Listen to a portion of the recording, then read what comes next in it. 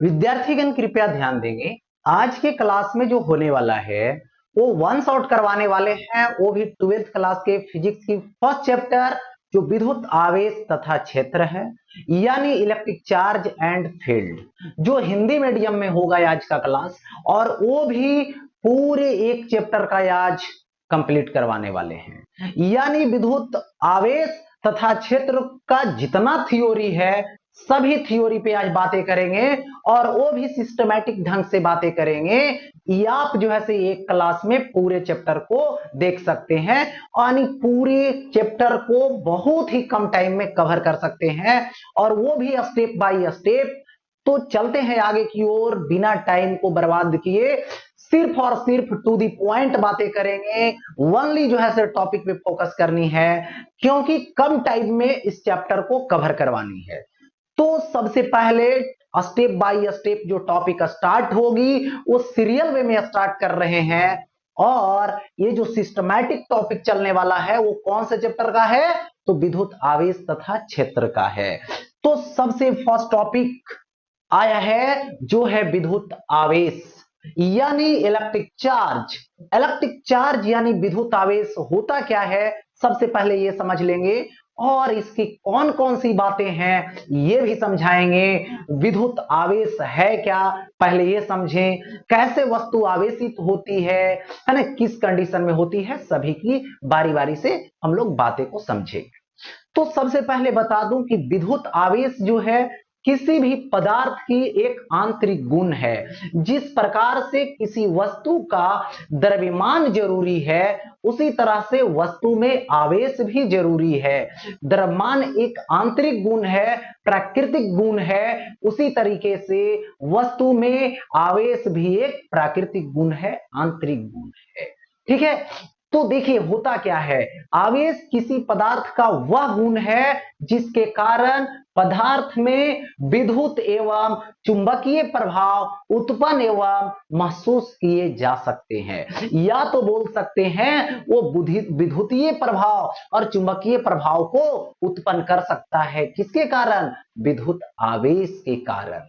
ठीक है। तो ये हुआ। अब देखिए विद्युत आवेश जो है उसकी बात करें तो सबसे पहले इसकी जो एसआई मात्रक है वो कूलॉम होता है। इसका सीजीएस मात्रक स्टैट कूलॉम होता है, जिसको ईएसयू बोलते हैं, इलेक्ट्रोस्टैटिक यूनिट बोलते हैं।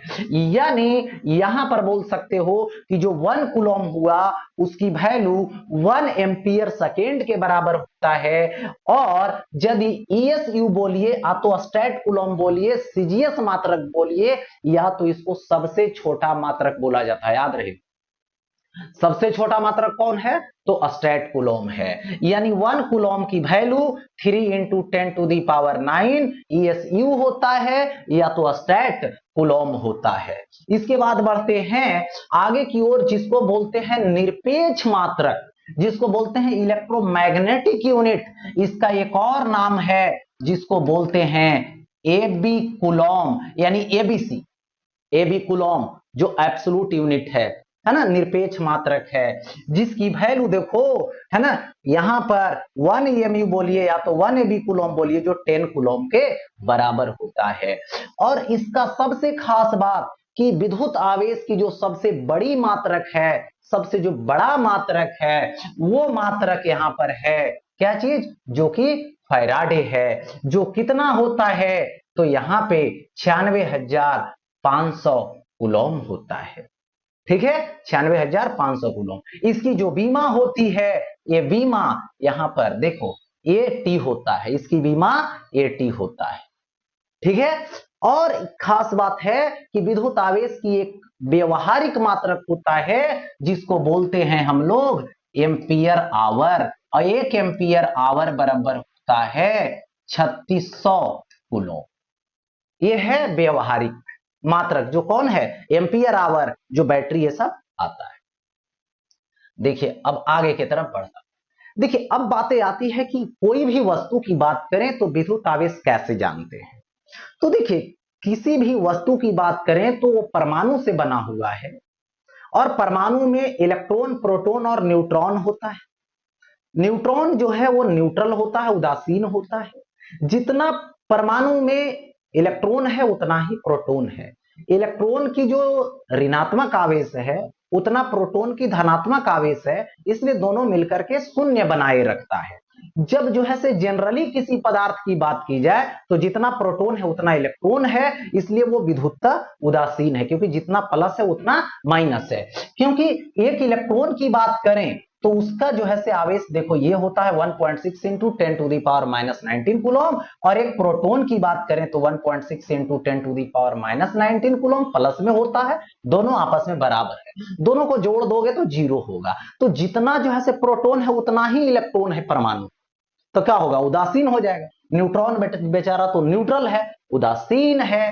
ठीक है, तो देखिए होता क्या है कि जब जो है से दो वस्तु को कांटेक्ट में लाते हैं तो क्या होता है, एक वस्तु से इलेक्ट्रॉन दूसरे वस्तु में चला जाएगा। तो एक होता है क्या करने वाला, त्याग करने वाला, और एक क्या होता है, ग्रहण करने वाला, जिसमें गया वो ग्रहण किया। तो देखो वो हो गया इलेक्ट्रॉनों की संख्या और इंटू एक इलेक्ट्रॉन का आवेश ले लिया जाएगा। इसलिए विद्युत आवेश का बेसिक जो फॉर्मूला होता है Q बराबर प्लस माइनस NE होता है, जहां N क्या है, इलेक्ट्रॉनों की संख्या, कौन, एक त्याग करने वाला या तो फिर ग्रहण करने वाला। ठीक है, और एक इलेक्ट्रॉन का जो आवेश होता है उसके परिमाण से मल्टीप्लाई। तो ये हो गया Q बराबर प्लस माइनस NE। अब देखिए प्लस कब होगा, जो त्याग करेगा उससे इलेक्ट्रॉन निकल गया, तो इलेक्ट्रॉन निकल गया तो इलेक्ट्रॉन की संख्या कम गया, और उसके रेस्पेक्ट में प्रोटॉन तो ज्यादा है तो धनात्मक हो जाएगा, और जिसमें गया उसमें इलेक्ट्रॉन की संख्या को बढ़ा देगा, तो दोनों में कंपेयर करोगे तो क्या हो जाएगा, ऋणात्मक की मात्रा बढ़ गई तो वो हो गया ऋणात्मक। तो त्याग करने वाला धनात्मक और ग्रहण करने वाला ऋणात्मक होता है। अब देखिए ये तो बेसिक। अब कुछ बातें हैं, जैसे 1 milli coulomb 10 to the power minus 3 coulomb, 1 micro coulomb मतलब 10 to the power minus 6 coulomb, 1 nano coulomb मतलब 10 to the power minus 9 coulomb, 1 pico coulomb मतलब 10 to the power minus 12 coulomb. अच्छा, अब आगे बढ़ता हूं नेक्स्ट टॉपिक की तरफ, जिसका नाम है विशिष्ट आवेश। अब देखिए विशिष्ट आवेश, देखिए होता क्या है, जैसे सपोज कीजिए ये पदार्थ है, मटेरियल है, इसकी द्रव्यमान है और इसको आवेशित किया गया Q आवेश से, तो प्रति एकांक मात्रक जो है से मात्रा में द्रव्यमान जो होगा उसमें जो विद्युत आवेश होगा वही इसका क्या होगा, विशिष्ट आवेश होगा। इसलिए विशिष्ट आवेश बराबर विद्युत आवेश बटे द्रव्यमान, यानी प्रति एकांक द्रव्यमान में जो आवेश है ना उपस्थित है। तो ये हो गया। अब देखो स्पेसिफिक चार्ज यानी विशिष्ट आवेश, चार्ज बटे यानी Q बटे M होगा, इसका SI मात्रक लोगे तो कूलम पर केजी होगा, इसका बीमा लोगे तो इसका बीमा 80 और मास M, M ऊपर चला जाएगा तो माइनस पावर हो जाएगा 1 और 80 रहेगा। तो ये हो गया विशिष्ट आवेश से रिलेटेड। अब देखो आगे बढ़ता हूं, यहां पर विद्युत आवेश के प्रकार। अब यहां पे समझना है कि विद्युत आवेश के जो प्रकार है वो दो तरीके का है, क्योंकि जब हम वस्तु को आवेशित करते हैं तो आवेशित होने का मेन कारण है इलेक्ट्रॉन का एक से निकलना और दूसरे में जाना, एक से त्याग होना दूसरे में ग्रहण। तो जो त्याग करता है वो तो धन आवेश से आवेशित होता है, तो एक जो प्रकार हो गया वो धन आवेश हो गया। ये कब हो गया, जैसे एक वस्तु है, इसका द्रव्यमान m है, इसकी त्रिज्या r है, इससे क्या हो जाएगी, इलेक्ट्रॉन निकल रही है मतलब ये त्याग कर रहा है, यानी इलेक्ट्रॉन की मात्रा इसमें कम रही है, इलेक्ट्रॉन की कमी हो रही है, तो धनात्मक की मात्रा ज्यादा हो जाएगी ऋणात्मक से। पहले बराबर था, ऋणात्मक निकल रहा है, इसका मतलब धनात्मक का वैल्यू ऋणात्मक से ज्यादा है, तो ये हो गया धनात्मक। तो अब देखिए बातें ये है कि इलेक्ट्रॉन निकलेगा तो अपना द्रव्यमान लेकर निकलेगा, इसलिए इस वस्तु की द्रव्यमान कम जाएगी, और इसकी त्रिज्या की बात की जाए तो इसकी त्रिज्या बढ़ जाएगी, क्योंकि इसका आकार बड़ा हो जाएगा। क्यों, क्योंकि धनात्मक धनात्मक धनात्मक, सजातीय जब रहेगा तो सजातीय आवेश के बीच प्रतिकर्षण होता है, विकर्षण का बल होता है, क्या होता है, दुश्मनी होता है। इसलिए प्लस प्लस रहेगा तो जानना प्रतिकर्षण होगा, माइनस माइनस क्योंकि सजातीय है, प्रतिकर्षण होगा, विकर्षण होगा, दूरी बढ़ेगी, और दूरी बढ़ेगी तो वस्तु फैलेगा तो आकार बढ़ेगा, आकार बढ़ेगा मतलब त्रिज्या बढ़ेगा। इसीलिए पहले वाला द्रव्यमान बड़ा और अभी वाला द्रव्यमान छोटा। पहले वाला त्रिज्या छोटा, अभी वाला त्रिज्या बड़ा। अब देखो दूसरा आवेश है क्या, जो ग्रहण करने वाला है। ग्रहण करने वाला कैसा होगा, तो ऋणात्मक हो जाएगा, ठीक है, ऋणात्मक हो जाएगा। तो एक वस्तु है जिसका द्रव्यमान m है, जिसकी त्रिज्या r है, इसमें इलेक्ट्रॉन आ रही है मतलब इलेक्ट्रॉन की जो है से मात्रा को बढ़ाने का काम कर रहा है, और प्रोटॉन बेचारा वही कांस्टेंट रह रहा है, तो क्या होगा, बढ़ेगा इलेक्ट्रॉन। तो इसका मतलब है कि ऋणात्मक का मात्रा बढ़ रहा है, क्योंकि पहले दोनों बराबर था, बैलेंस था। इलेक्ट्रॉन आएगा तो नेगेटिव की मात्रा बढ़ाएगा, तो ऋणात्मक आवेश से आवेशित हो गया। क्यों, इलेक्ट्रॉन का बढ़ना मतलब ऋणात्मक, और इलेक्ट्रॉन का घटना मतलब धनात्मक। तो यहाँ पे क्या हो गया, ऋणात्मक आवेश से ये आवेशित हो गया। अब देखो बात यहाँ पे ये है, इलेक्ट्रॉन जुड़ गया। अब बात करते हैं द्रव्यमान, तो इसका द्रव्यमान बढ़ जाएगा, क्योंकि इलेक्ट्रॉन अपना द्रव्यमान लाया और वस्तु में समाहित हो गया, तो वस्तु का द्रव्यमान एक्स्ट्रा आ गया इलेक्ट्रॉन ना, तो इलेक्ट्रॉन आने से द्रव्यमान बढ़ गया। अब साइज की बात की जाए तो ये भी बढ़ जाएगा, क्योंकि ऋणात्मक ऋणात्मक ऋणात्मक क्या करेगा, एक दूसरे को प्रतिकर्षित करेगा, और एक दूसरे को प्रतिकर्षित करेगा, क्योंकि प्रतिकर्षण लग रहा है, ठीक है, तो फैलेगा, तो त्रिज्या बढ़ेगी, तो आर डैश बड़ा हो गया आर से, और द्रव्यमान भी बड़ा हो गया, एम डैश भी हो गया एम से बड़ा। और यही यदि विजातीय रहेगा, अलग अलग रहेगा, तो दोनों में प्यार होगा, यानी आकर्षण होगा। तो ये आकर्षण के सूचक है। अब देखो आगे बढ़ता हूं, नेक्स्ट दो बातें यहां पे है, एक है चालक और दूसरा है कुचालक। चालक मतलब कंडक्टर और कुचालक मतलब इंसुलेटर। यानी बोल सकते हो कि वैसे पदार्थ जिसके परमाणु में स्वतंत्र इलेक्ट्रॉन यानी मुक्त इलेक्ट्रॉन पाए जाते हैं, उसी को क्या बोला जाता है, यहां पर चालक बोला जाता है। या तो उसके इलेक्ट्रॉन कमजोर बल से बंधा होता है, कोई भी विद्युतीय क्षेत्र में ले जाएं उसको, या तो बाहर से कोई जो है से है ना वोल्टता आरोपित करें, वोल्टेज दें, तो वो क्या करेगा, उसमें विद्युत धारा प्रवाहित होने लगेगा। इसका मतलब हो गया वो चालक है। और कुचालक का मतलब होता है कि वैसे पदार्थ जिसके अणु में है ना, या तो उसमें बोल सकते हो कि जो इलेक्ट्रॉन होते हैं वो स्ट्रॉन्ग यानी मजबूत से बंधा होता है, उसी को क्या बोलते हैं, कुचालक बोलते हैं। और उसके छोरों के बीच यदि आप वोल्टेज अप्लाई करते हैं या तो सेल से जोड़ते हैं, तो वहां पर विद्युत धारा प्रवाहित नहीं होती है, क्योंकि इलेक्ट्रॉन का प्रवाह नहीं हो पाता है, क्योंकि वो स्ट्रॉन्ग बॉन्ड से बंधा है, निकल ही नहीं पा रहा है, निकलने नहीं दिया जा रहा, तो वो हो जाएगा कुचालक, ठीक है, यानी विद्युत धारा उससे प्रवाहित नहीं होगी। ये जो पदार्थ होते हैं कुचालक जो होते हैं, जो इंसुलेटर होते हैं, उसी को प्रावैधुत भी बोला जाता है। यानी पूछा जाएगा कि प्रावैधुत कैसा होता है, तो बोलना है विद्युत के कुचालक होता है, वो इंसुलेटर होता है। ये बातें, आगे बढ़ता हूं, नेक्स्ट अब आता है यहां पे विद्युत आवेश का गुण यानी प्रॉपर्टीज ऑफ इलेक्ट्रिक चार्ज। देखिए कुछ बातें यहां पे लाके रखे हैं। सबसे पहले आवेश जो है वो एक अदिश राशि है।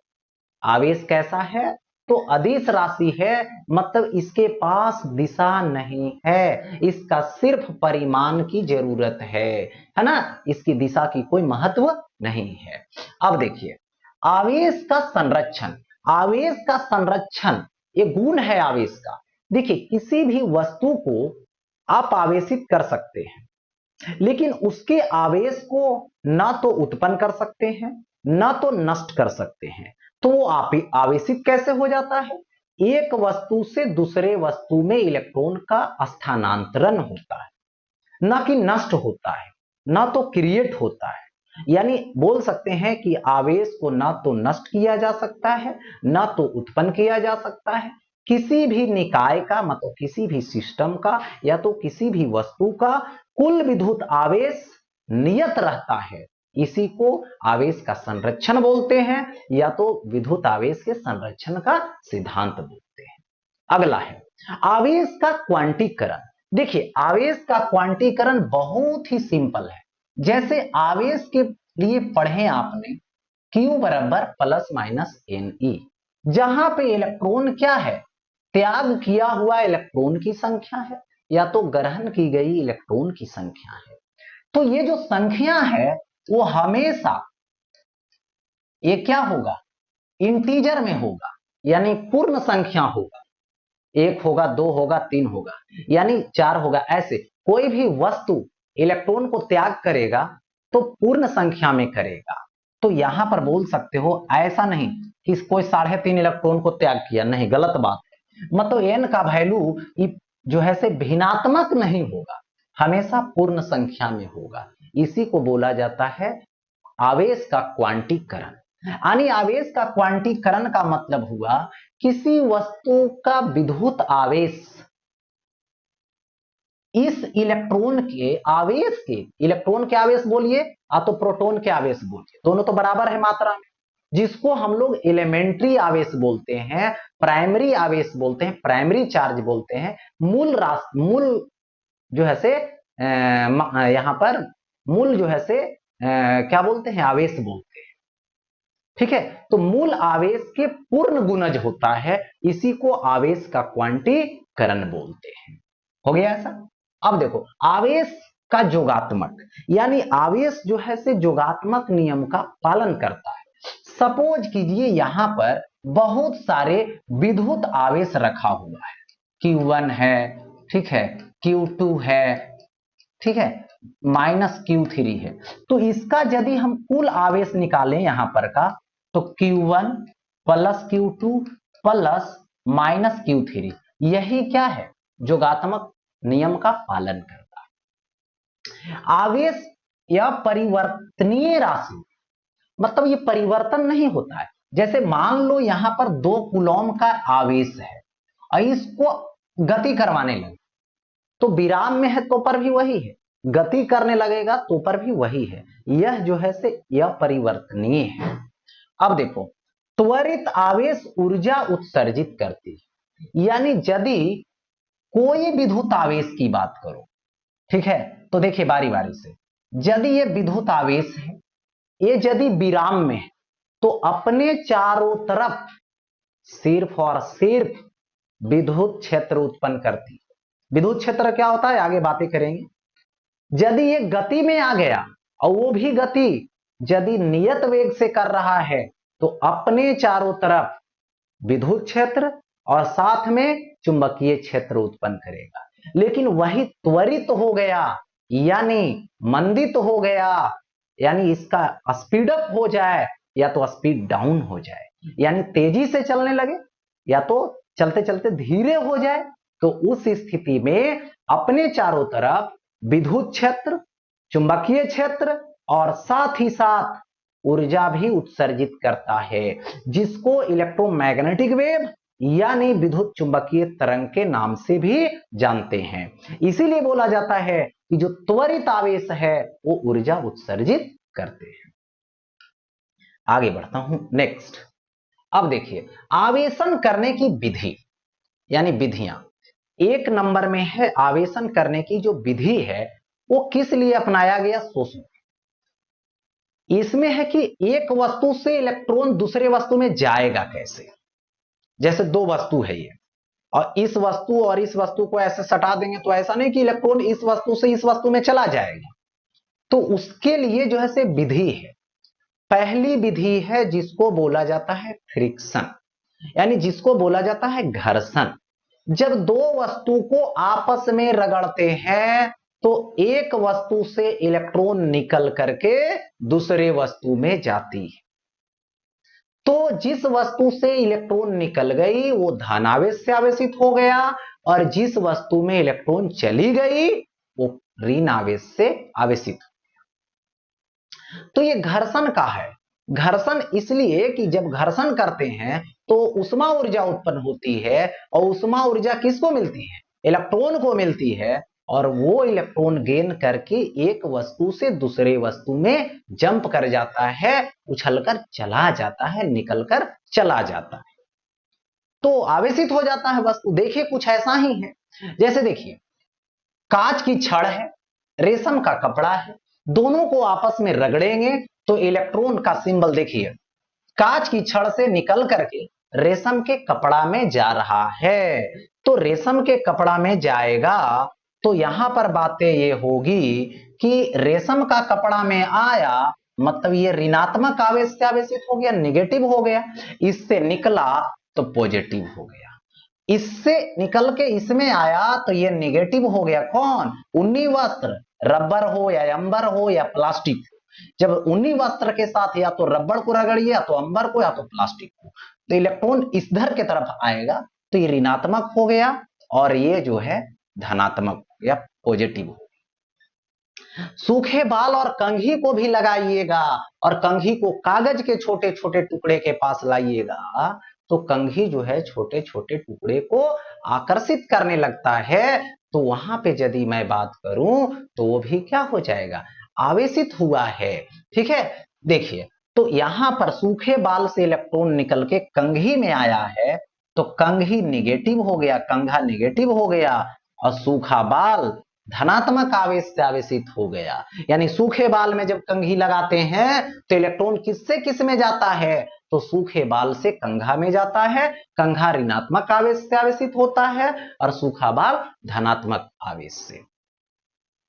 यदि बिल्ली की खाल यानी बिल्ली की जो खाल है, जो स्किन है ना, उसको रगड़ते हैं एबोनाइट की छड़ से तो इलेक्ट्रॉन इससे निकल करके इसमें में आती है तो ये ऋणात्मक आवेश से आवेशित हो जाएगा और ये धनात्मक आवेश से आवेशित हो जाएगा। और यही खास रीजन है, यही खास बात है कि जब बादल जो है से तेजी से बढ़ने लगता है, इधर उधर चलने लगता है तो बादल में घर्षण होती है, फ्रिक्शन होती है, जिससे बादल आवेशित हो जाता है। यानी बोल सकते हैं बादलों में को आवेशित होना का जो कारण है वो घर्षण है। पहली विधि। अब आते हैं दूसरी विधि के पास। दूसरी विधि में ये आता है, यहां पर दूसरा विधि है स्थिर विद्युत प्रेरण। स्थिर विद्युत प्रेरण का मतलब क्या होता है कि एक उदासीन वस्तु है, उस उदासीन वस्तु के पास यदि एक आवेशित वस्तु को लाते हैं तो उस उदासीन वस्तु में छोरों के साथ आवेश उत्पन्न होता है, छोरों पर आवेश उत्पन्न होता है। कैसे? सो बताते हैं। जैसे देखिए ये उदासीन वस्तु है, ठीक है, या तो पहले इसको देखिए तो उदासीन ये पहले था, plus minus plus minus plus minus उदासीन था। अब जब इलेक्ट्रोस्टैटिक इंडक्शन करवाने लगे तो इस उदासीन वस्तु के पास एक धन आवेश से आवेशित वस्तु को लाए जिसका आवेश Q है। जैसी लाते हैं तो इस उदासीन वस्तु में जो भी इलेक्ट्रॉन फ्री है, स्वतंत्र है, उस पर ये आकर के क्या करता है? बल लगाने लगता है। कैसा? आकर्षण का बल। तो इसमें जो इलेक्ट्रॉन्स हैं वो इलेक्ट्रॉन को अपने तरफ खींचने लगता है।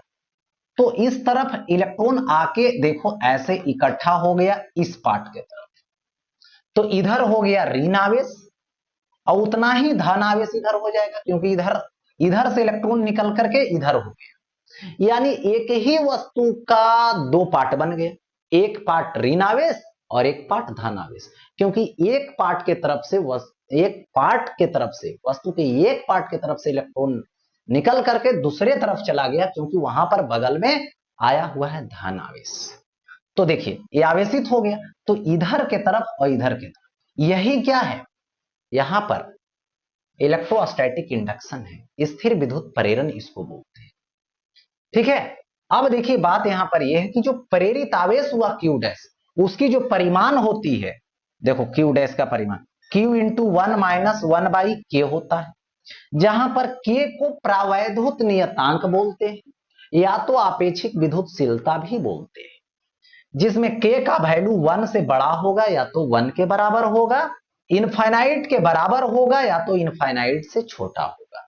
यदि हवा लेंगे तो उसकी वैल्यू K का 1 होगा और यदि धातु लेंगे तो उसका वैल्यू अनंत होगा। हो गया ऐसा। अब इसी जो है से प्रोसेस से, इसी विधि से किसी वस्तु को आवेशित किया जाता है। कैसे आवेशित किया जाता है वो देखा जाए एक जो है से एग्जाम्पल के माध्यम से। एग्जाम्पल है यहां पर देखिए, हमने दो वस्तु लाया ए और बी, और दोनों वस्तु यहां पर देख रहे हो, मान लो कोई चालक। अब देखो ये हुआ एक नंबर स्टेप।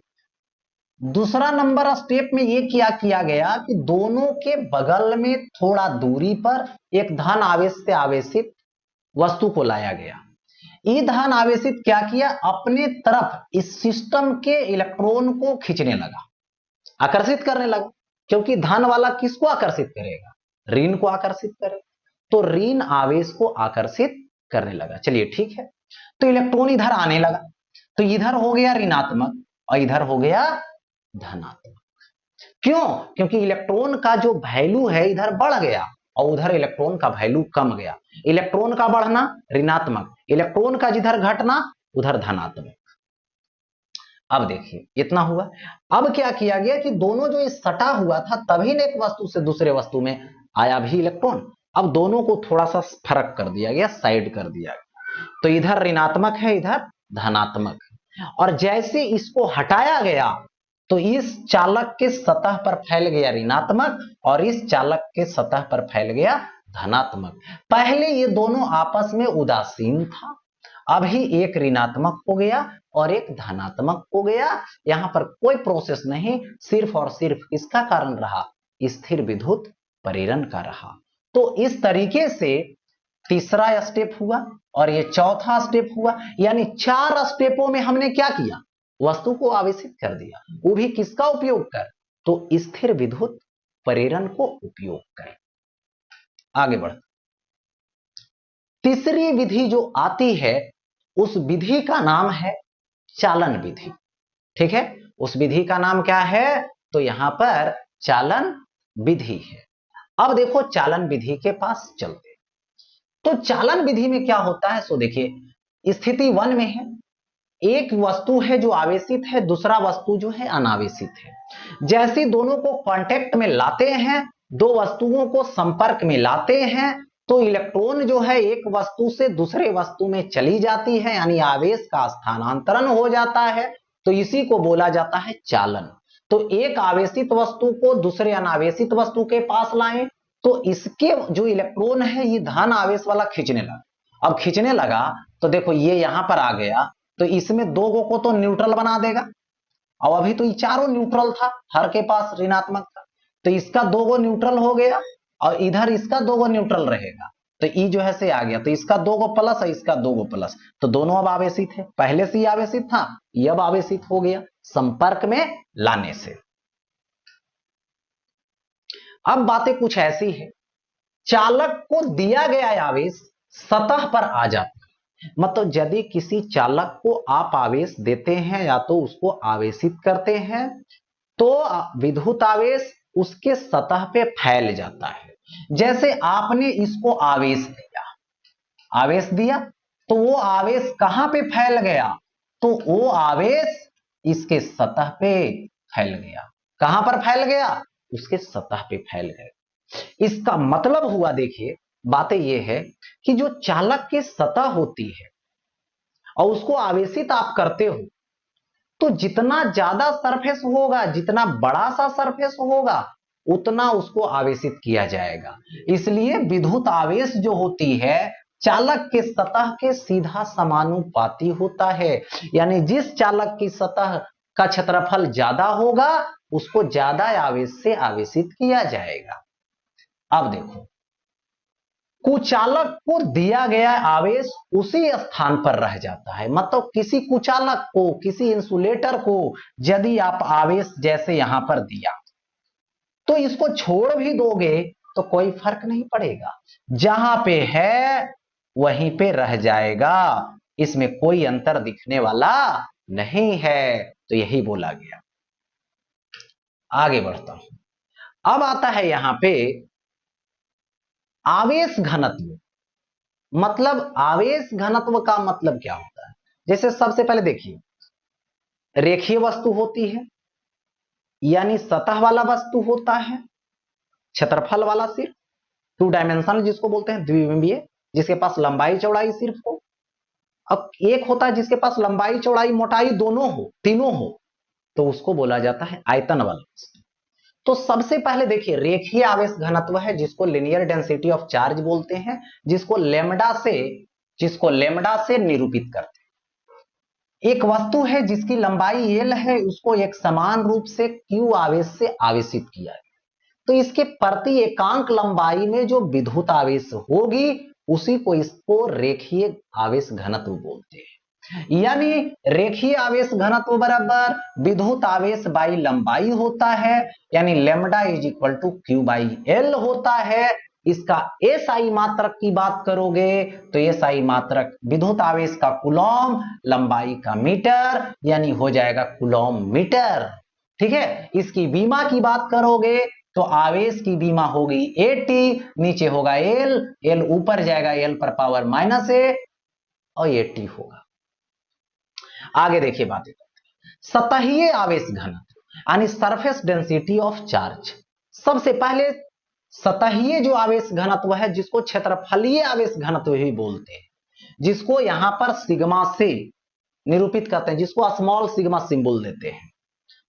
देखो, एक सतह वाला वस्तु है जिसका क्षेत्रफल a है, इसको q आवेश से आवेशित किया जा रहा है। इसको क्या किया जा रहा है? q आवेश से आवेशित किया जा रहा। अब देखो, यहां से q आवेश से आवेशित कर दिया मैंने, तो देखिए इसका फॉर्मूला होता है, क्योंकि बताया ही गया कि प्रति एकांक, सतहीय बोला तो प्रति एकांक क्षेत्रफल में जो विद्युत आवेश होगा, किसमें? प्रति एकांक क्षेत्रफल में जो विद्युत आवेश होगा उसी को यहां पर बोला जाएगा क्या चीज? सतही आवेश घनत्व, यानी सिग्मा बराबर विद्युत आवेश बटे क्षेत्रफल, जिसको क्यू बाई ए बोलेंगे। इसका एसआई मात्रक कूलॉम और नीचे मीटर, यानी मीटर स्क्वायर होगा, एरिया है, क्षेत्रफल है तो कूलॉम पर मीटर स्क्वायर। इसका बीमा लिखेंगे यदि तो आवेश का बीमा 80, नीचे एरिया, क्षेत्रफल का एल पर पावर 2, तो एल पर पावर 2 ऊपर जाएगा, -2 होगा और ये होगा 80।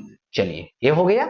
अब देखो, आयतन आवेश घनत्व आता है, जैसे एक वस्तु है जो त्रिविमीय वस्तु है, इसके पास आयतन है, भी आयतन है, इसको क्यू आवेश से आवेशित किया जा रहा है, और जैसे ही क्यू आवेश से आवेशित करेंगे तो ये देखने को मिलेगा कि प्रति एकांक आयतन में जो आवेश उपस्थित होगा उसी को इसका बोला जाएगा यहां पर क्या चीज?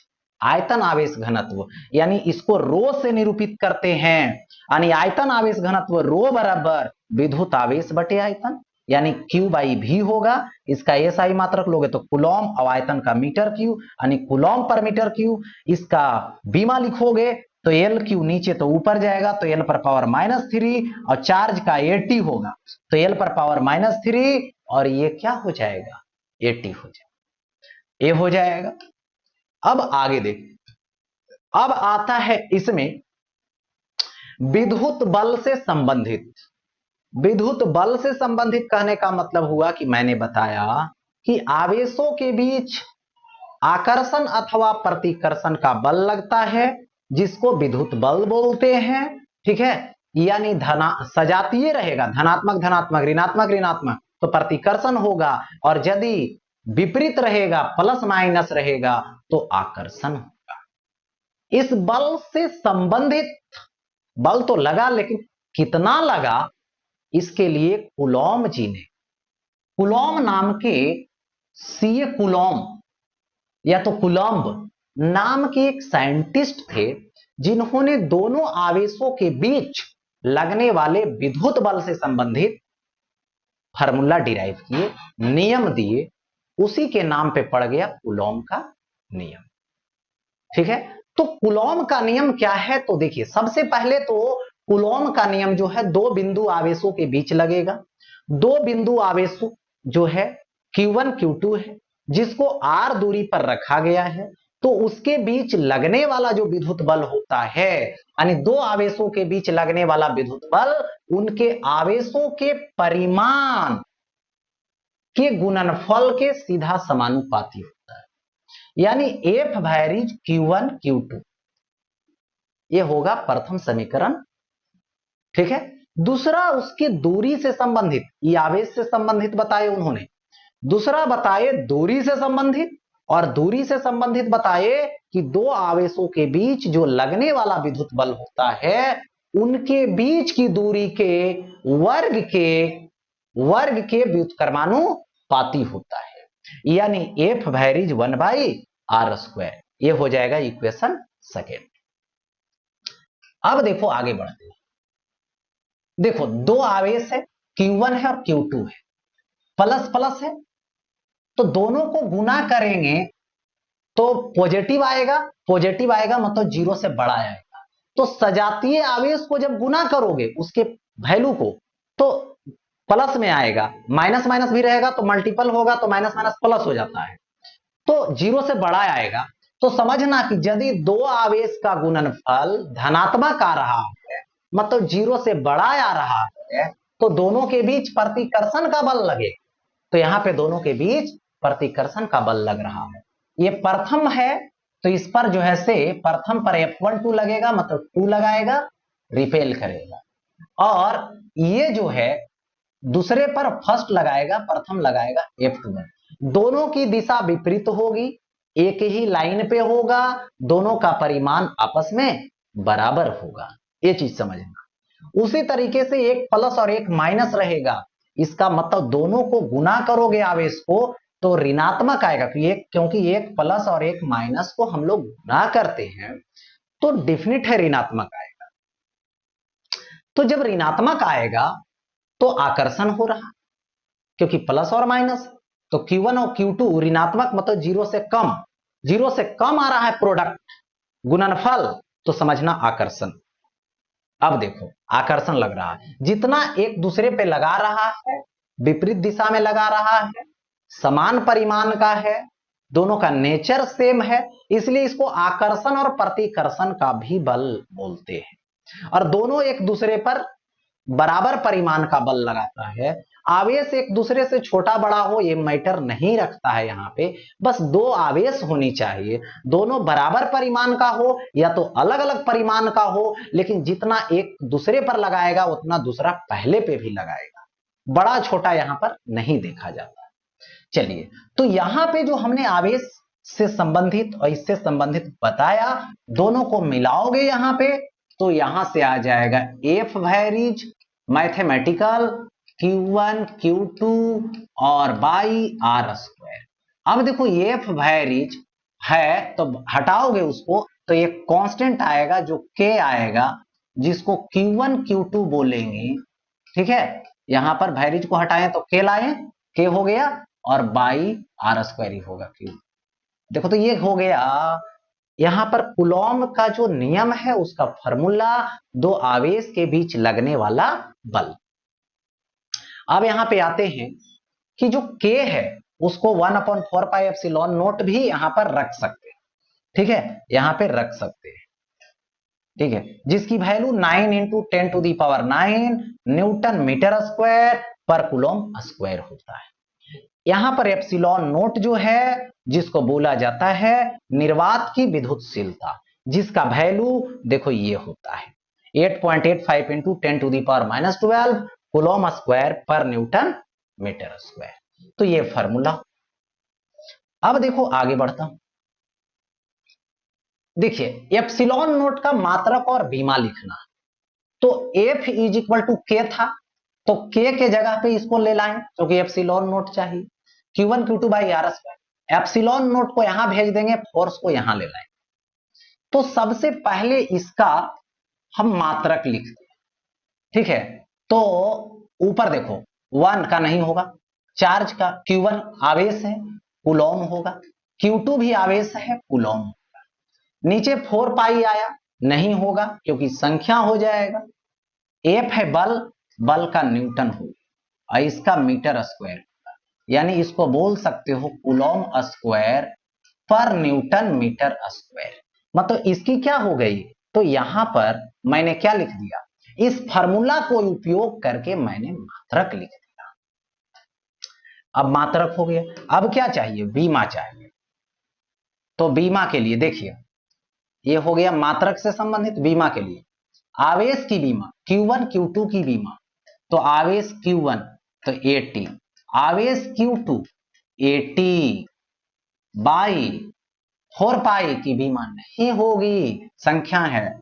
F की बीमा ML T पे पावर माइनस, नीचे R स्क्वायर है तो L पे पावर।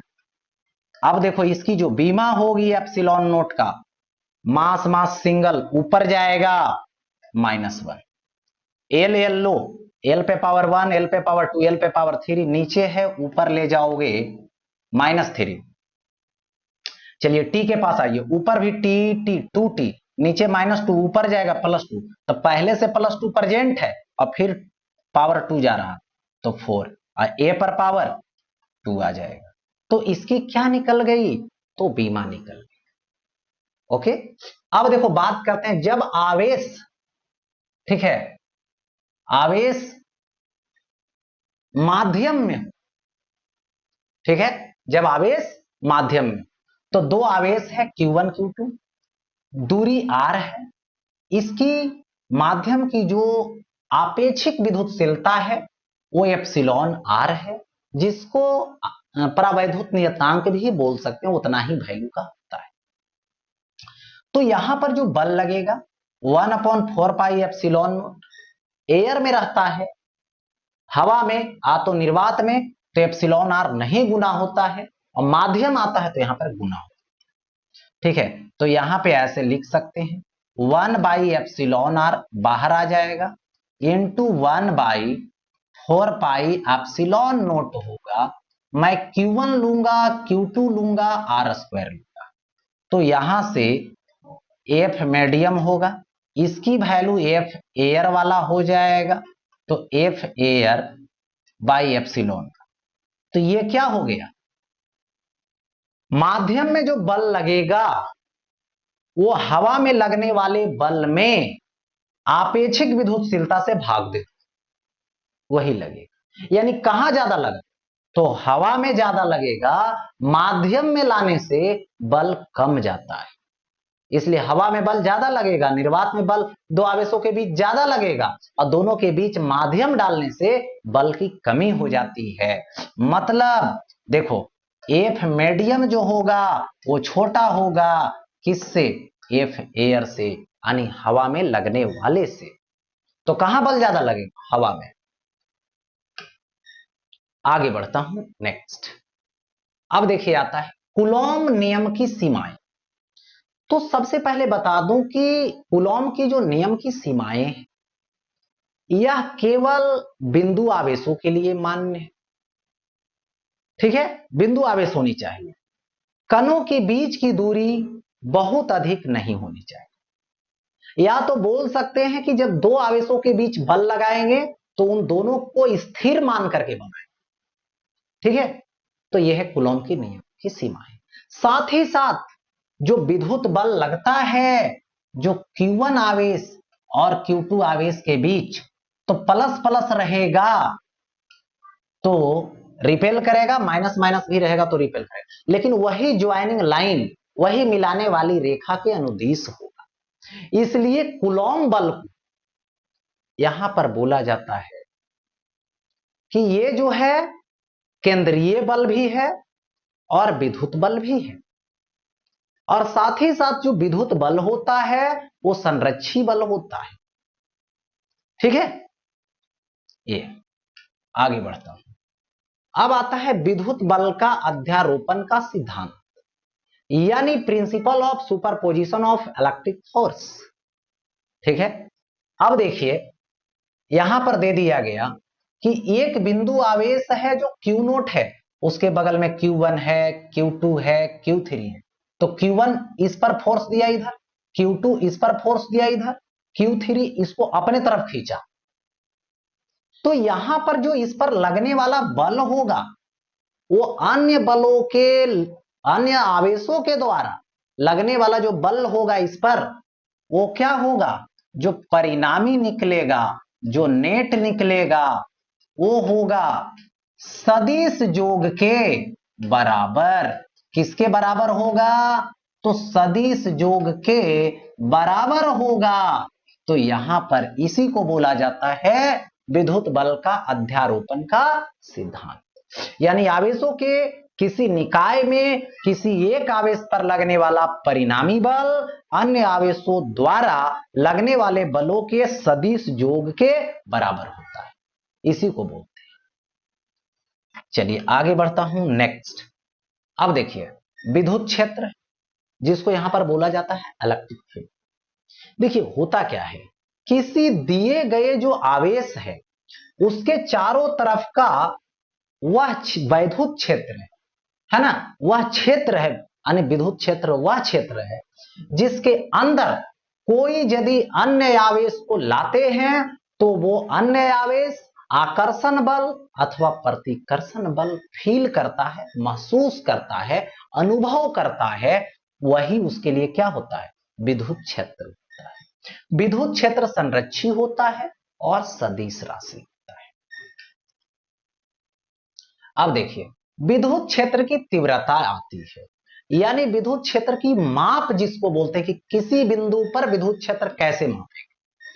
तो किसी भी बिंदु पर विद्युत क्षेत्र मापना हो तो देखो एक बिंदु है, इस बिंदु पर आवेश रख दिया मैंने और यहां पर देखा कि क्षेत्र जो है इस पर बल लगाया, तो प्रति एकांक आवेश पर यहां पर जितना बल लगेगा वही इस बिंदु पर की विद्युत क्षेत्र की तीव्रता होगी, यानी इंटेंसिटी ऑफ इलेक्ट्रिक फील्ड होगी। यानी इस आवेश पर क्यू नोट पर आवेश लगा F, तो प्रति एकांक पर कितना लगेगा F बाई क्यू नोट। तो विद्युत क्षेत्र की जो माप हो रही है वो क्या हो रही है, E बराबर F बाई यानी विद्युत बल बटे आवेश। ठीक है, अब देखो ये हो गया। अब इसकी जो SI मात्रक लोगे तो बल का न्यूटन, इसका कूलम तो न्यूटन पर कूलम, इसकी बीमा लोगे तो इसका बीमा इसके सूत्र पर निर्भर करेगा। तो क्या होगा, बल का होता है ml t पे पावर -2 बाई आवेश का होता है at, ऊपर लेकर चले जाओगे ml t ऊपर जाएगा -3 हो जाएगा और ये ऊपर जाएगा a पर पावर -1 हो जाएगा। तो ये इसका बीमा हो गया है ना। अब देखो कोई विद्युत क्षेत्र है, उस विद्युत क्षेत्र में दो आवेश रखे, तो धन आवेश है तो इस धन आवेश पर क्षेत्र की दिशा में बल लगेगा, ऋण आवेश है तो इस पे बल जो होगी वो विद्युत क्षेत्र के विपरीत दिशा में होगा। और इसकी जो फॉर्मूला होगी यहां से देखो F बराबर क्यू नोट E, तो F बराबर क्या आएगा, क्यू नोट E आएगा। अब देखो प्लस वाला रखोगे तो प्लस वाला प्लस देगा, मतलब विद्युत क्षेत्र की तरफ दे देगा। माइनस में रखेंगे, माइनस वाला को माइनस रखेंगे तो माइनस जब दोगे तो विद्युत क्षेत्र का ऋणात्मक बताएगा, मतलब विपरीत दिशा में बताएगा। तो इसलिए क्षेत्र में यदि आवेश रखते हो तो प्लस वाला पर विद्युत बल क्षेत्र की दिशा में, माइनस वाला पर विद्युत बल क्षेत्र की विपरीत दिशा में। अब देखो कुछ बातें ऐसा है जो है एक समान विद्युत क्षेत्र, जब देखिएगा इसकी डेंसिटी यानी प्रति एकांक क्षेत्रफल में यदि इक्वल नंबर ऑफ लाइन जा रहा है, बराबर संख्या में जा रहा है विद्युत क्षेत्र की रेखा, तो क्या हो जाएगा, एक समान हो जाएगा। मतलब ना तो कहीं पर दिशा बदल रहा है, ना तो इसमें कहीं पर परिमाण बदल रहा है, मतलब एक समान है। और यही असमान विद्युत क्षेत्र में जाओगे तो देखिए यहां का परिमाण ज्यादा है क्योंकि नजदीक नजदीक है, डेंसिटी ज्यादा है, और इधर क्या हो गया, दूरी दूरी पर, तो इसमें दिशा तो एक ही तरफ है लेकिन परिमाण अलग अलग है। यहाँ का परिमाण ज्यादा है और यहाँ का परिमाण कम है। और इसमें क्या हो रहा है, क्षेत्र की दिशा भी बदल रही है और परिमाण भी बदल रहा है, क्योंकि घनत्व इसका बदल रहा है, डेंसिटी बदल रहा है। तो इसमें हुआ परिमाण भी अलग, दिशा भी अलग, और इसमें परिमाण अलग लेकिन दिशा एक ही है। आगे बढ़ता हूं, अब आता है यहां पे विद्युत क्षेत्र की रेखाएं, जिसको क्या बोला जाता है, जिसको बोला जाता है यहां पे लाइंस ऑफ इलेक्ट्रिक फील्ड। ठीक है, इसको बोलते हैं यहां पे लाइंस ऑफ इलेक्ट्रिक फील्ड। देखिए ये क्या है कि एक काल्पनिक रेखा है, ठीक है, वह काल्पनिक वक्र जो किसी विद्युत क्षेत्र में किसी एकांक धनावेश के पथ को प्रदर्शित करती है अथवा उस अदृश्य विद्युत क्षेत्र को काल्पनिक रूप से प्रदर्शित करती है, उसे विद्युत क्षेत्र की रेखाएं कहते हैं। जैसे एक एग्जांपल से समझिए कि यहां एक प्लस रख दिया गया, एक माइनस आवेश रख दिया, और यहां पे इकाई धन आवेश लाखों रखी, तो ये जो धन आवेश है इसको धक्का देने लगा इधर के तरफ, और ये ऋण आवेश अपने तरफ खींचने लगेगा। तो ये जो है से ये चाहता है दूर चलते जाए, ये चाहता है नजदीक चलते जाए, तो एक रास्ता पे ये आएगा और वो रास्ता विद्युत क्षेत्र का है, लेकिन अदृश्य होगा, देख नहीं पाओगे, इमेजिन करो। तो वही जो काल्पनिक रेखा बना, वक्र रेखा बना है ना, उसी को क्या बोलते हैं, विद्युत क्षेत्र की रेखा बोलते हैं, है ना। यहां पर विद्युत क्षेत्र की रेखा बोलते हैं। तो ये सपोज दैट मान लो ऐसे कर्व, तो इसकी जो दिशा होगी हर पॉइंट पर, जैसे यहां पर तो टेंजेंशियल इधर होगा, तो ये E1 होगा, यहां पर जाएंगे तो टेंजेंशियल इधर होगा जो E2 होगा। अब आगे बढ़ते हैं, नेक्स्ट देखिए, अब आता है विद्युत क्षेत्र रेखाएं का गुण। विद्युत क्षेत्र रेखाएं का गुण क्या होता है, हम इस पे बात करने वाले। देखिए, विद्युत क्षेत्र रेखाएं एकल धन आवेश से शुरू होती है और अनंत पर समाप्त होती है। जैसे यहां पे धन आवेश है, इसको बगल में एक धन आवेश लाके रखो जो परीक्षण करोगे, तो धक्का देके पहुंचा देगा दूरी तक, तो देखो दूरी तक जा रहा है रास्ता, तो इससे क्या हो रहा है, निकल रहा है विद्युत क्षेत्र की रेखा। और ये माइनस वाला है, तो देखो दूसरा में क्या कहता है, विद्युत क्षेत्र रेखाएं अनंत से शुरू होती है और एकल ऋण आवेश पर समाप्त होती है।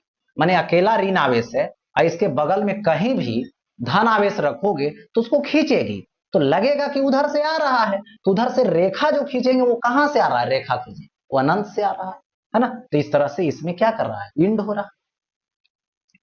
अब देखिए आगे, नेक्स्ट, अब यहां पे नेक्स्ट है विद्युत क्षेत्र रेखाएं का गुण। अगला है विद्युत क्षेत्र रेखाएं धन आवेश से शुरू होकर ऋण आवेश पर समाप्त होते हैं। तो देखो धन आवेश ये है, यहां पर कोई परीक्षण के लिए धन आवेश एकांक धन आवेश रखोगे तो धक्का देके यहां पर पहुंचा देगा, ऋण आवेश अपने खींच लेगा, ये दूर भेजना चाहता है, ये अपने तरफ लाना चाहते हैं, तो कर्व रेखा बनाएगा, वक्र बनाएगा, तो इस तरह से यहां से निकल करके यहां पर समाप्त होती है। एक चीज याद रखें, ये वापस नहीं लौटेगा, इसलिए वापस नहीं लौटेगा, इसलिए इसको बंद पास नहीं बोला जाता है, बंद पथ नहीं बनाता है, ठीक है। और हमेशा याद रखना, ये जो कर्व होता है, जो वक्र होता है, वो लगातार होता है, सतत होता है, ये कहीं टूटा हुआ नहीं मानना है, इमेजिन करना है लगातार। अब देखिए, क्षेत्र रेखाएं धन आवेश की सतह के लंबवत होती हैं। क्षेत्र रेखाएं आवेश की सतह के लंबवत होती हैं। जैसे ये धन आवेश है, तो इस सतह से लंबवत निकल करके ये ऋणात्मक वाला है, तो इसमें ऋणात्मक प्रवेश करेगा, ठीक है। तो सतह के लंबवत इन भी करेगा और सतह के लंबवत आउट भी होगा। ये धन आवेश है, तो कोई भी यदि जो है से गोलाकार रहेगा तो उसके सतह के लंबवत निकलना मतलब रेडियस के अलोंग निकलना, और फिर जो है से मुड़ गया, सीधा गया, और इसमें देखो लंबवत इन कर रहा है, ठीक है, ये हो गया। अब है विद्युत क्षेत्र रेखाएं की जो गुण है, वो है विद्युत क्षेत्र की रेखाएं कभी भी एक दूसरे को नहीं काटती।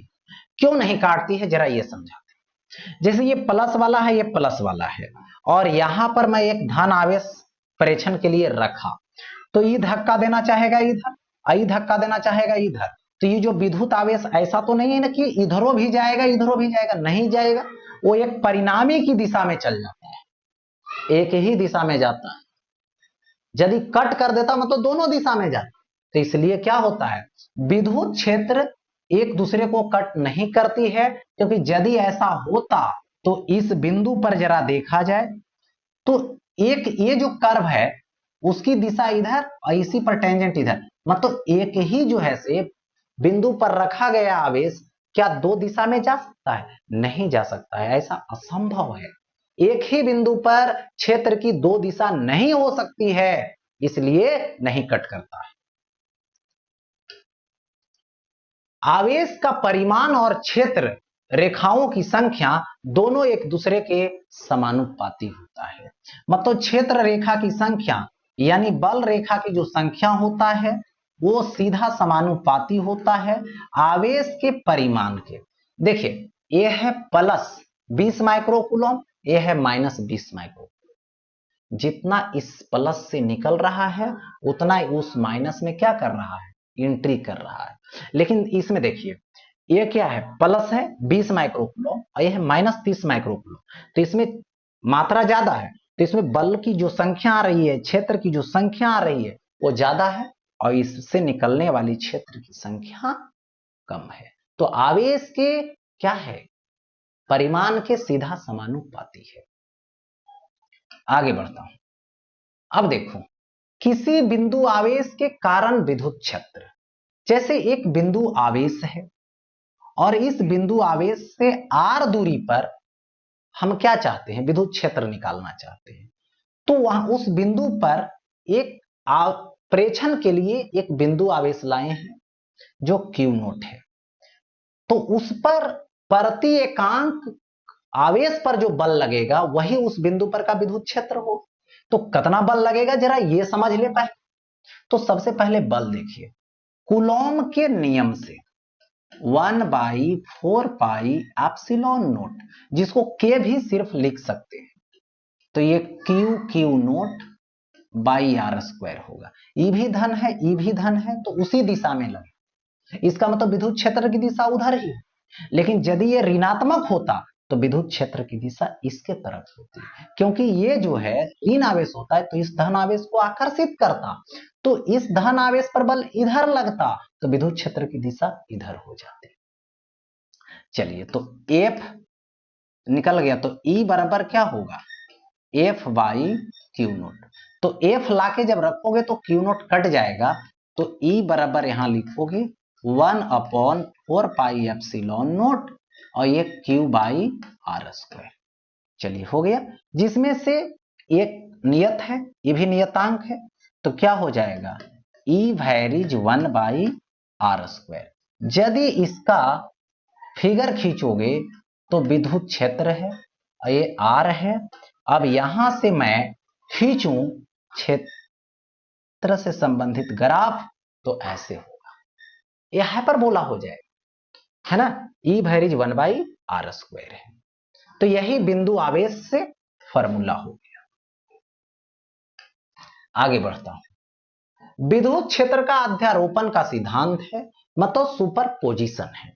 देखिए होता क्या है, एक्चुअली में एक बिंदु है, इस बिंदु के बगल में 2-3 आवेश रख दिया, बहुत सारे बिंदु आवेश रख दिया, तो Q1 जो है प्लस है, अपने से दूर विद्युत क्षेत्र दिया, Q2 है प्लस है, अपने से दूर विद्युत क्षेत्र दिया, Q3 माइनस में है, अपने तरफ विद्युत क्षेत्र। तो इस बिंदु पर कुल जो विद्युत क्षेत्र होगी वो क्या होगी, ई नेट होगा, जो सदिश जोग के, उसके सदिश जोग के क्या होगा, बराबर होगा, जितना आवेश रहेगा एन तक। ठीक है, वही बोला गया, किसी बिंदु पर परिणामी विद्युत क्षेत्र सभी बिंदु आवेश के कारण उत्पन्न क्षेत्र के सदिश जोग के बराबर होता है, उसे विद्युत क्षेत्र का अध्यारोपण का सिद्धांत कहते हैं। तो याद रहे, किसी भी बिंदु पर विद्युत क्षेत्र निकाल रहे होंगे, उसके बगल में बहुत सारे विद्युत आवेश है, तो सभी से निकाल कर लीजिए, लाइए और सदिश जोग निकालिए, निकल जाएगा। अब आगे बढ़ते हैं। उदासीन बिंदु, वह बिंदु जिस पर परिणामी विद्युत क्षेत्र शून्य होता है उसे उदासीन बिंदु कहते हैं। उसको क्या कहते हैं, उदासीन बिंदु कहते हैं। चलिए देखिए, तो सबसे पहले याद रखना कि यदि सजातीय है, तो सजातीय है जैसे प्लस प्लस है या तो माइनस माइनस है, तो उन दोनों के ज्वाइनिंग लाइन पर मिलाने वाली रेखा पर उदासीन बिंदु होगा, एक बात। दूसरी बात, उसके बीच में कहीं भी होगा। तो देखो यहां पर है, यहां पर है, प्रथम से R1 दूरी, सेकेंड से R2 दूरी, प्लस वाला अपने से दूर दिया E1 और प्लस वाला ई वाला इधर दिया अपने से दूर E2। यदि दोनों विद्युत क्षेत्र आपस में बराबर होगा तो यहां पर सदिश का घटाव लगाएंगे और दोनों सदिश आपस में बराबर परिमाण का होगा तो शून्य हो जाएगा क्षेत्र, तो उदासीन बिंदु हो जाएगा। यानी वहां पर कोई भी अलग आवेश लाके रखोगे, अन्य आवेश रखोगे तो उस पर परिणामी बल शून्य होगा। चलिए, तो अब लेकिन आता है कि एक प्लस रहेगा एक माइनस रहेगा, तब क्या होगा? तो देखिए, उसी के ज्वाइनिंग लाइन मिलाने वाली रेखा पर होगा, लेकिन दोनों के बीच में नहीं होगा, किनारे में होगा। और साथ साथ यहां ध्यान देना है कि जो छोटका चार्ज होगा उसके तरफ होगा, छोटा वाला के तरफ होगा। तो मान लो Q1 बड़ा है परिमाण में और Q2 परिमाण में छोटा है, तो Q2 के बगल में होगा, दोनों के बीच में नहीं, साइड में होगा।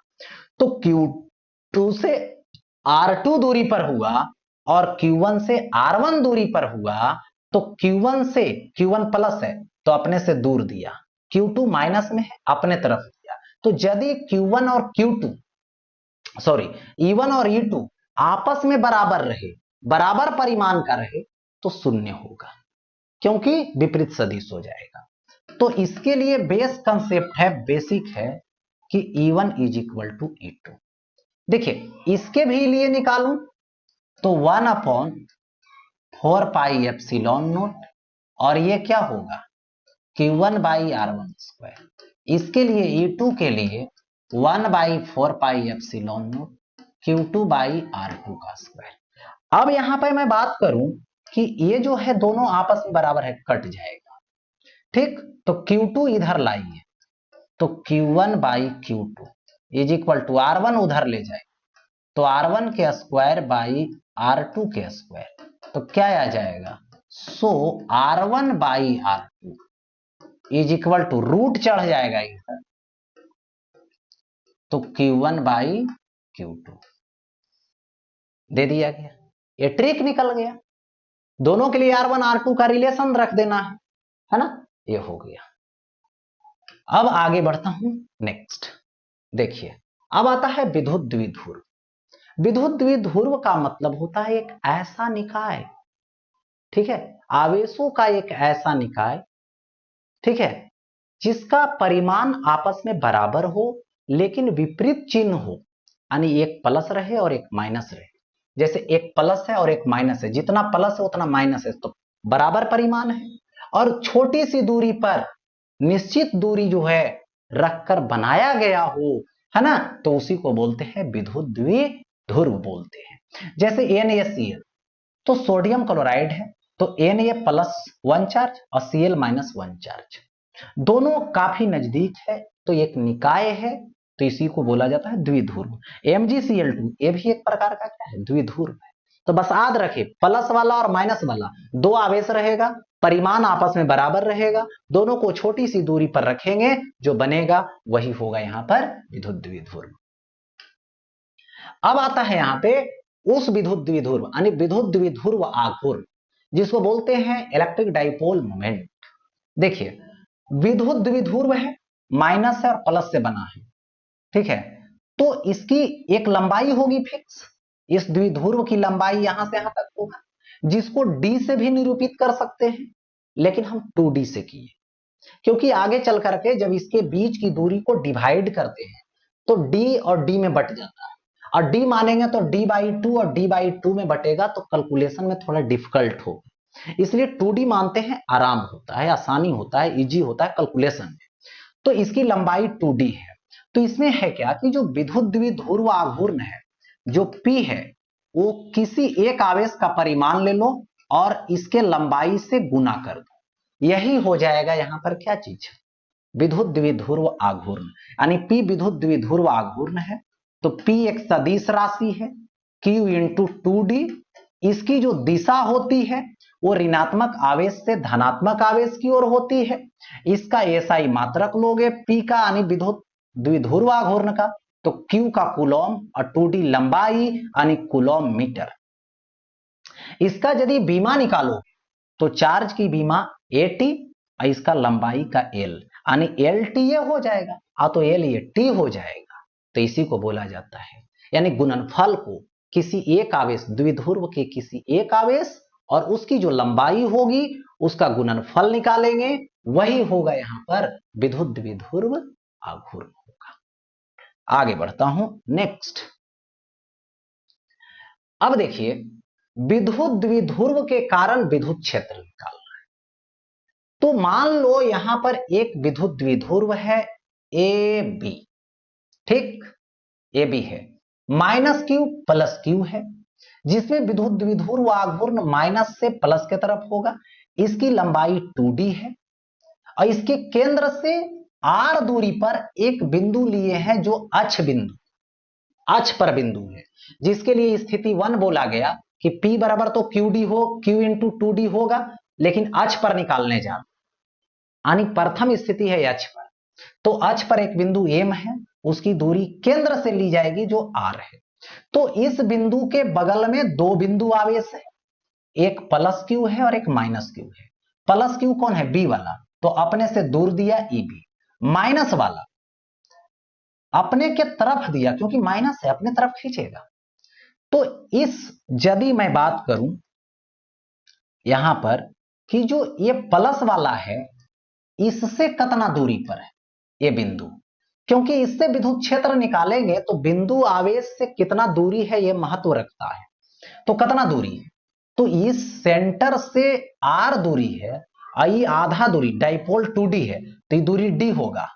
तो टोटल R में D को माइनस करोगे तो R माइनस D होगा।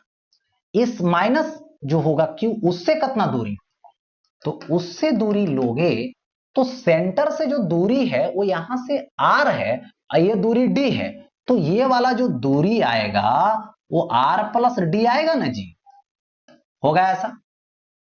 अब क्या करोगे सो देखिए, पहले मैं A से निकालता हूं, तो अपने तरफ M से A की तरफ है क्षेत्र, कितना दूरी पर? R प्लस D पर है, कितना आवेश से? Q आवेश के परिमाण से।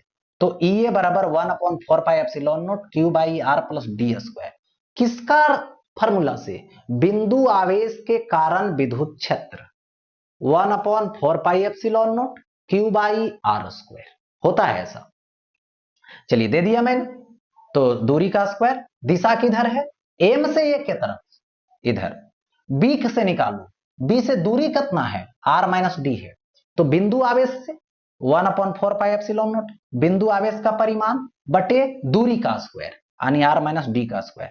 तो प्लस है तो अपने से दूर ले जाएगा, यानी B से M के तरफ ले जाएगा। ओके, अब यहां पे बात यह है कि दोनों में कंपेयर करो बड़ा कौन। तो देखो इसको डिवाइड कर रहे हैं R प्लस D से स्क्वायर से, इसको डिवाइड कर रहे हैं R माइनस D से, यानी ये छोटा से डिवाइड हो रहा, यानी EB बड़ा होगा, तो जिधर दिशा B का है उधरे क्षेत्र का होगा, यानी अक्ष पर जो दिशा है वो किधर के तरफ है? B के तरफ है, यानी जिधर दिशा P का है उधरे दिशा है अक्ष पर, ठीक है। यानी B बड़ा है ये छोटा है, तो B में A को माइनस करें। देखो तो यहां पर जो अक्ष पर, यानी अक्ष पर जो क्षेत्र आएगा वो क्या होगा? EB माइनस EA होगा, ठीक है। तो EB है कितना? तो EB की वैल्यू है 1/4 pi epsilon naught Q by R minus D का होल स्क्वायर, और माइनस कर रहे हैं किसका? EA को, तो 1/4 pi epsilon Q by R plus D का होल स्क्वायर। अब क्या करोगे, यहां पे दोनों को कॉमन ले लो, दोनों में 1/4 pi epsilon naught, Q common है, यहां से आ जाएगा 1 बाई R माइनस D का whole square minus 1 plus R D का होल स्क्वायर। यहां से 1/4 पाई एप्सिलॉन नॉट Q होगा, एलसीएम ले लेना, तो R माइनस D का whole square R plus D का होल स्क्वायर, ये कटेगा, R प्लस D का होल स्क्वायर कर देना, माइनस ये बचेगा, ये कट जाएगा, ये जाएगा, R माइनस D का होल स्क्वायर हो गया ऐसा।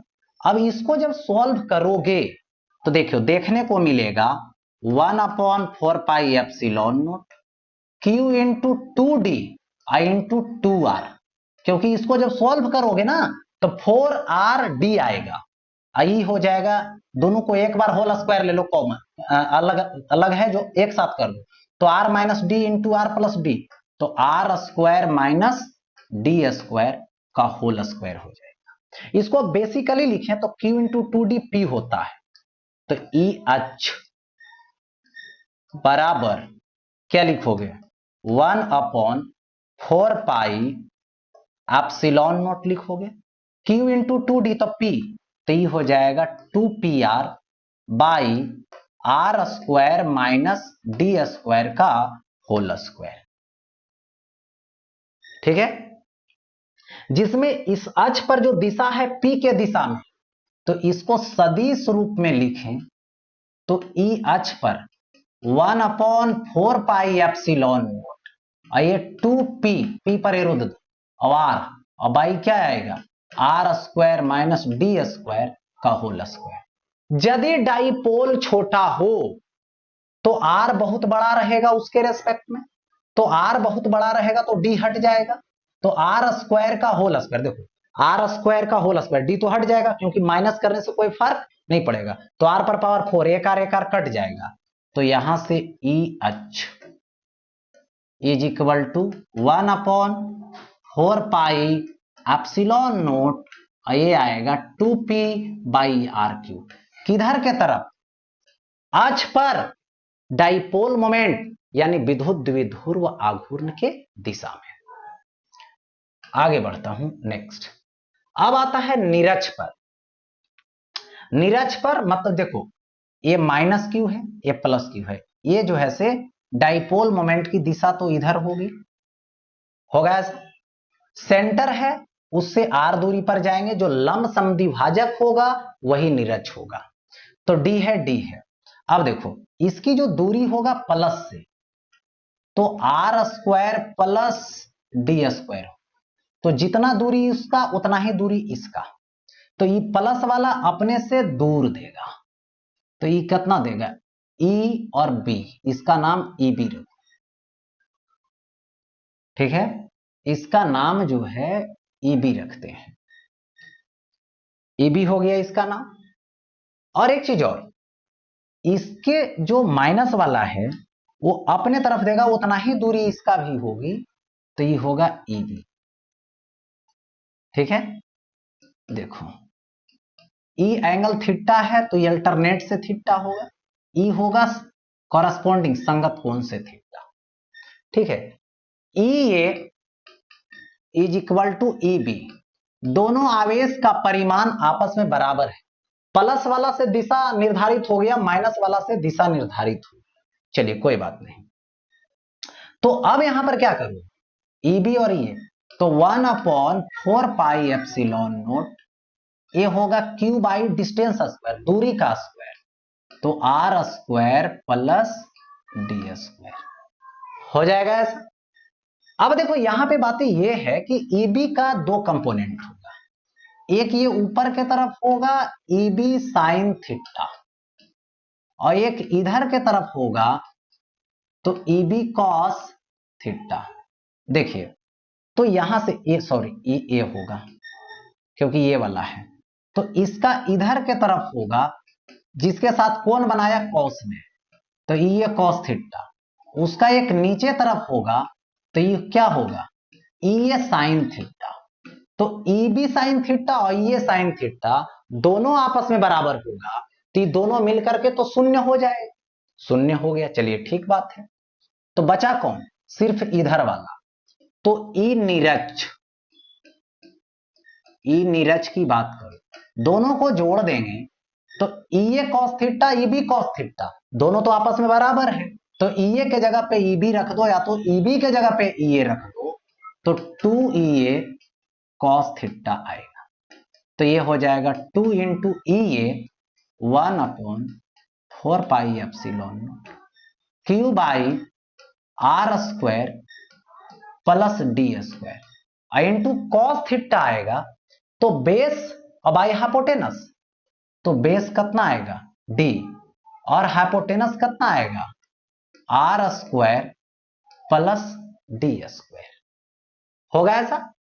तो अब यहां पे 1/4πε0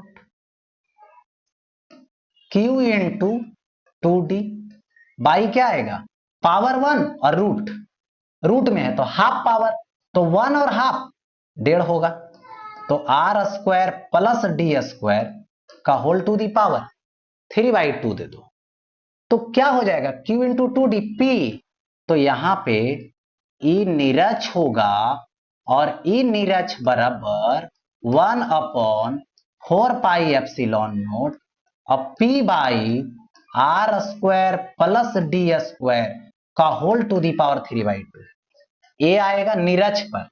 और एक चीज और देखिए कि खास बात यह है कि ये जा रहा है इधर की तरफ और नेट फील्ड जा रहा है इधर की तरफ, यानी विपरीत दिशा में है, यानी डाइपोल मोमेंट के विपरीत दिशा में होता है। यदि डाइपोल छोटा हो तो आर का वैल्यू बड़ा होगा, डी का वैल्यू छोटा होगा, क्योंकि छोटा हो जाएगा ना, तो उस केस में डी को हटाना पड़ेगा, क्योंकि आर स्क्वायर के साथ डी स्क्वायर जो ऐड कर रहे हैं बहुत बहुत कम होगा, तो ये हट जाएगा। तो ई पावर 2 है और पावर 3/2 आएगा, 2 2 काट देगा, तो यहां से ई नीरज जब लोगे तो ये आ जाएगा 1/4πε0 p/r3। ठीक है, अब देखिए आज पर जो होगा, ठीक है, उसमें देखा था आपने कि 2p/r3 आया था और नीरज में क्या आया है p/r3, मतलब उसका आधा है, यानी आज पर उसका डबल होता है, यानी आज पर नीरज के डबल होता है। दिशा में दोनों विपरीत होता है, क्योंकि आज पर जो होता है डाइपोल मोमेंट के दिशा में होता है, ठीक है, और नीरज में डाइपोल मोमेंट के विपरीत दिशा में होता है, इसलिए एक आज पर डबल होता है लेकिन नेगेटिव जो है से शो करेगा। अच्छा, स्थिति थर्ड है, किसी भी स्थिति में, तो यहां पे समझिए, जैसे देखिए एक डाइपोल है इस तरह से, इसका p डाइपोल मोमेंट है और इससे r दूरी ले रहा हूं जो थीटा कोण बना रहा है, तो इस p को दो कंपोनेंट तोड़ दिए, एक इसके अलोंग और एक इसके परपेंडिकुलर, तो थीटा एंगल पर इसके अलोंग p cos थीटा और इसके अलोंग p sin थीटा, तो इसके अलोंग p cos थीटा है, उससे r दूरी पर जाएंगे तो p cos थीटा के दिशा में देगा, अक्ष पर दिशा में r दूरी पर, तो अक्ष पर क्या होता है 1/4πε0 2p cos θ/r3, और यही ये क्या है ऐसे लंबवत हो गया तो नीरज हो गया, क्योंकि लंबवत है, लंबवत में क्या होता है नीरज माना जाता है, तो इसके विपरीत दिशा में विद्युत क्षेत्र होगा, ये कितना होगा नीरज पर 1/4πε0 p/r3, तो p नहीं कितना होगा p sin थीटा होगा। अब यहां पर निकालोगे रिजल्ट, तो E = √, दोनों एक दूसरे के लंबवत है, तो E1 square plus E2 square. अब दोनों को क्या करोगे रखोगे, 1/4πε0 1/4πε0 कॉमन करोगे, p/r3 कॉमन कर लो, तो जब सॉल्व करोगे तो आ जाएगा 1/4πε0 p/r3 और √1 प्लस 3 cos स्क्वायर थीटा। अब डायरेक्शन लोगे tan अल्फा, तो tan अल्फा आ जाएगा, तो tan अल्फा क्या होगा परपेंडिकुलर बाई बेस, तो E2 में E1 से डिवाइड करो, इसमें इसको डिवाइड करो, तो E और E कट जाएगा, RQ काट देगा, PP कट जाएगा, sin θ/2 cos थीटा, तो ये होगा tan θ/2, ये आ जाएगा। नेक्स्ट, अब देखिए आता है जब विद्युत द्विध्रुव एक समान विद्युत क्षेत्र में रखा गया, जैसे एक समान विद्युत क्षेत्र ये है, ये प्लस है और ये माइनस है, विद्युत द्विध्रुव है जिसकी लंबाई 2d है, तो प्लस वाला पर क्षेत्र के दिशा में बल लगेगा, ये माइनस वाला पे क्षेत्र के विपरीत दिशा में बल लगेगा, लेकिन दोनों का आवेश बराबर है, क्षेत्र का परिमाण बराबर है, तो दोनों पर विद्युत बल का परिमाण आपस में बराबर होगा लेकिन दिशा विपरीत होगा। तो अब देखिए इसका एक्शन लाइन ऐसे लीजिए और एक्शन लाइन इस तरीके से लेने पर यहां से ऐसे क्या करोगे, लंब डालोगे। यहां से ऐसे क्या कर दिया, लंब डाल दिया। तो लंब जब डाल दिया तो ये थीटा कोण है, तो ये भी कोण थीटा होगा। तो ये लंब क्या होगा, ये कर्ण है, तो लंब बराबर होता है कर्ण इंटू साइन थीटा। क्योंकि पढ़े हो P by H is equal to sine theta, तो एच उधर जाएगा, तो एच साइन थीटा, P बराबर लंब बराबर, तो एच कितना है 2D, तो इतना हो जाएगा 2D साइन थीटा हो गया। हो गया ये लंबवत दूरी। तो देखिए बल आघूर्ण निकालना है, तो बल आघूर्ण जो होता है वो देखिए क्या होता है, बल गुने लंबवत दूरी होता है। तो यहां से बल आघूर्ण टाउ, बल आघूर्ण तो बल, बल कितना है क्यू, किसी भी पर लो, इंटू लंबवत दूरी, तो 2D साइन थीटा। तो टार्क बराबर 2D को आगे लाओ, तो Q इंटू 2D, तो ये कितना आएगा, E साइन थीटा आएगा। ठीक है, तो Q इंटू 2D P हो जाएगा, तो tau is equal to PE sine theta होगा। ठीक है, तो P वेक्टर है, सदिश है, E सदिश है, साइन थीटा लग रहा है, तो कैसा होगा, क्रॉस प्रोडक्ट होगा। कैसा होगा ये, तो क्रॉस प्रोडक्ट याद रखेंगे। ठीक है, इस पर बल जितना इधर है उतना इधर है, तो परिणामी बल तो शून्य होगा। चलिए आगे बढ़ते हैं। अब देखिए यदि थीटा 0 डिग्री हो, मतलब इस तरह से सेम दिशा में P को रखा गया हो, डाइपोल मोमेंट को रखा गया हो, विद्युत द्विध्रुव आघूर्ण को रखा गया हो, तो जितना प्लस पर इधर फोर्स लगेगा उतना माइनस पर इधर, तो नेट फोर्स 0। 0 डिग्री पर torque P sine theta, torque बराबर P sine theta, sine 0 degree 0 मतलब टॉर्क 0। इसको अस्थाई साम्यावस्था बोला जाता है। क्यों, क्योंकि परिणामी बल भी शून्य है और बल आघूर्ण भी शून्य है, लेकिन इसको थोड़ा सा डिस्टर्ब करोगे तो फिर उसी अवस्था में आ जाएगा, इसीलिए इसको बोला जाता है साम्यावस्था। अस्थाई साम्यावस्था है तो, लेकिन थोड़ा सा डिस्टर्ब करेंगे तो फिर उसी में आ जाएगा। यदि थीटा 180 डिग्री हो, मतलब पलट दो, प्लस वाले को इधर और माइनस वाले को उधर, तो P की दिशा विपरीत हो जाएगी। तो माइनस पे इधर बल लगेगा, प्लस पे इधर बल लगेगा, उतना ही लगेगा, तो शून्य होगा परिणामी बल। टॉर्क निकालोगे बल आघूर्ण, तो P साइन 180 डिग्री, ये भी 0 हो जाए। इसको अस्थाई साम्यावस्था बोलेंगे, क्योंकि थोड़ा सा इसको डिस्टर्ब ऐसे किया तो प्लस वाला क्षेत्र की दिशा में, माइनस वाला क्षेत्र के विपरीत दिशा में, मतलब डिस्टर्ब करने पर वापस अपने जगह पे नहीं आएगा, मतलब अस्थाई है। ठीक है, ये हो गया। स्थिति नंबर 3, यदि थीटा बराबर 90 डिग्री हो, यानी इस तरीके से रखा हो, तो जितना माइनस पर इधर बल लगेगा प्लस पर उतना उधर बल लगेगा, परिणामी बल तो हो जाएगा शून्य। लेकिन टॉर्क निकालोगे तो साइन 90 डिग्री पर मान महत्तम होता है, इसलिए टॉर्क यानी बल आघूर्ण महत्तम होगा। कब बल आघूर्ण महत्तम होगा, जब 90 डिग्री पर एक दूसरे को रखा गया, यानी 90 डिग्री पर विद्युत क्षेत्र में रखा गया। चलिए ये हो गया। अब आगे बढ़ता हूं नेक्स्ट।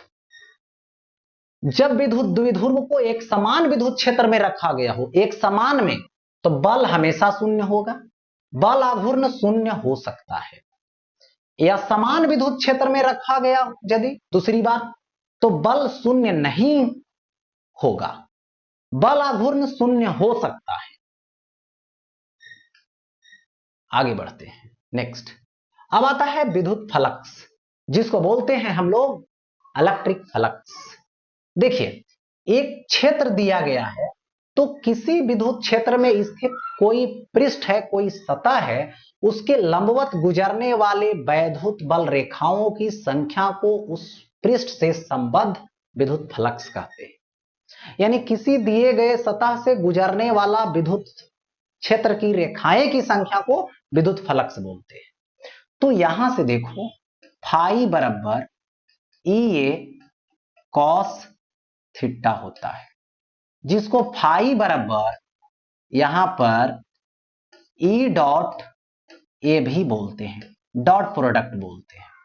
फाई जो है वो छोटा सतह जब रहेगा तो E डॉट DA, ठीक है। लेकिन ये जो है खुला सतह, ओपन सतह के लिए, जैसे सर्कल हो गया, है ना, वृत्त हो गया, त्रिभुज हो गया, चतुर्भुज हो गया, आयत हो गया सतह, तो इसके लिए। और यदि जो है से बंद है चारों तरफ से, तो फिर इसके लिए फाई बराबर देखो ये होगा बंद परिपथ, बंद सतह के ई डॉट डी। अब देखो आगे आता है इसमें गॉस का नियम।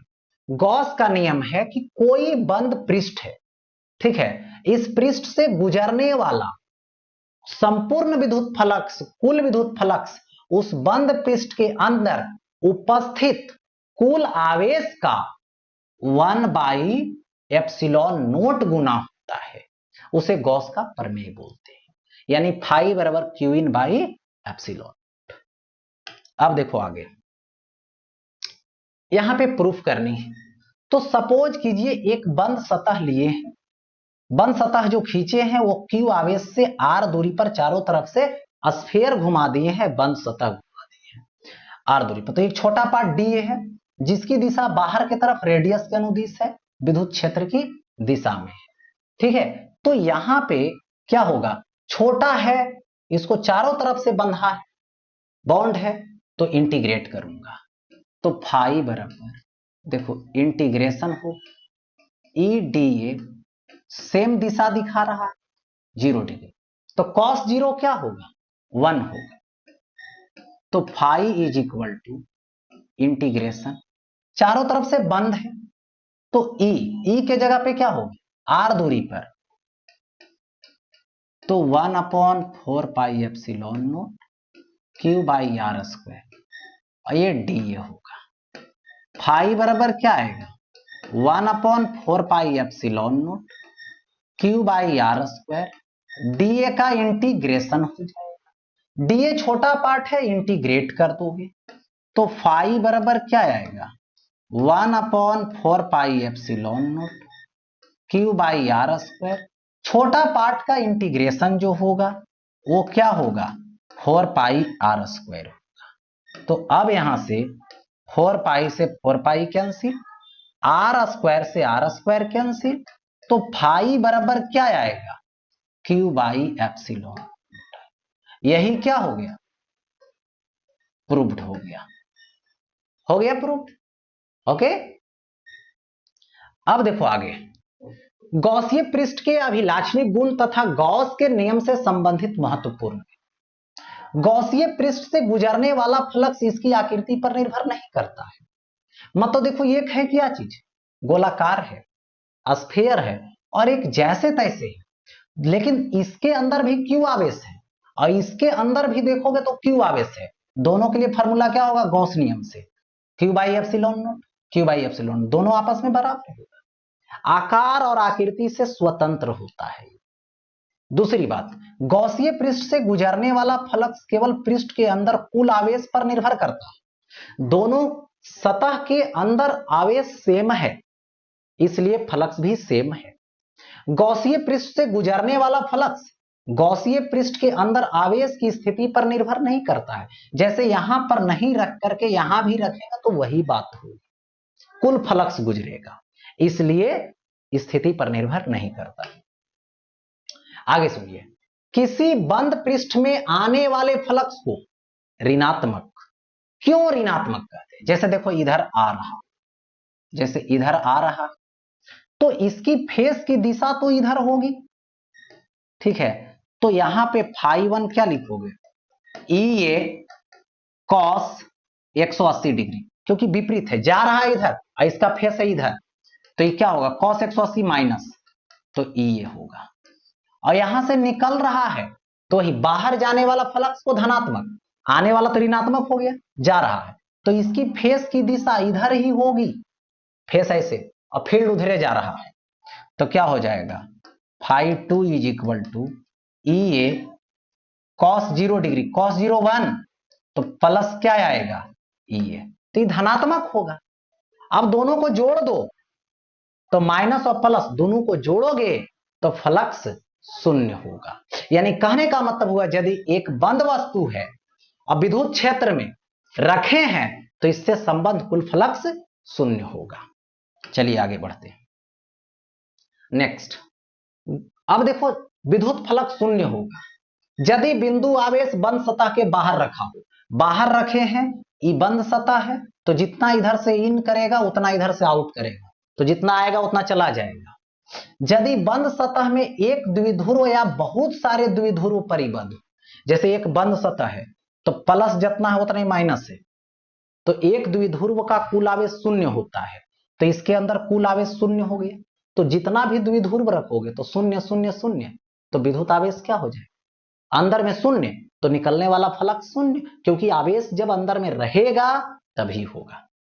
ठीक है, अब शून्य कब होगा, यदि बंद सतह में धनावेश और ऋणावेश का परिमाण बराबर हो, यही धनावेश और ऋणावेश बराबर, या तो यदि बंद पृष्ठ में कोई आवेश परिबद्ध न हो, या तो निवेशी फ्लक्स निर्गत फ्लक्स के बराबर हो, यानी जितना फ्लक्स इस सतह के अंदर एंट्री कर रहा है उतना ही सतह से बाहर होना। अब आता है यहां पे गॉस थ्योरम का एप्लीकेशन यानी अनुप्रयोग। इसका अनुप्रयोग करके बताने वाले हैं रैखिक आवेश के कारण विद्युत क्षेत्र। अब रैखिक आवेश के कारण विद्युत क्षेत्र कैसे होता है, कितना होता है, इसकी बात बताएंगे।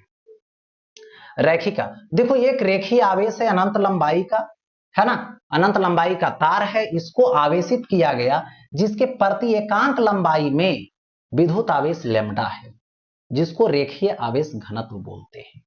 इससे r दूरी पर एक बिंदु लिए जिस पर हमको विद्युत क्षेत्र निकालने, तो इसके चारों तरफ हमने गॉसियन सरफेस खींचा जो सिलिंड्रिकल होगा, बेलनाकार होगा, इसकी लंबाई l होगा। तो इसके अंदर, इस सतह के अंदर कुल आवेश कितना होगा, Q इन बराबर लैम्डा एल, क्योंकि प्रति एकांक लंबाई में लैम्डा, तो एल लंबाई में लैम्डा एल। अब गॉस थ्योरम का यूज करोगे, गॉस नियम का, तो फाई बराबर Q in by epsilon nought, देखो Q by epsilon note integration E dot D A, क्योंकि बंद सतह से गुजरने वाला फ्लक्स, तो Q in by epsilon nought रहेगा। ये जो बंद सतह है, एक सर्कल, ये दो सर्कल, ये चारों तरफ से वक्र सतह, ठीक है, तो सतह, वक्र सतह को 1 नंबर, इसको बोलेंगे 2 नंबर, इस सर्कल को 3 नंबर। ठीक है, अब देखिए बारी बारी से, तो Q in by epsilon note सतह 1, सतह 2 से सतह 3 से, ये जो बंद सतह था उसको 3 भाग में अलग अलग कर दिया, तो अब बंद तो रहा नहीं, अलग अलग सोच रहे, चलिए कर दिया। तो सबसे पहले बात यहां पे ये समझिए, जो क्यू इन होगा वो लैम्डा एल होगा और बाई एप्सिलॉन नोट होगा।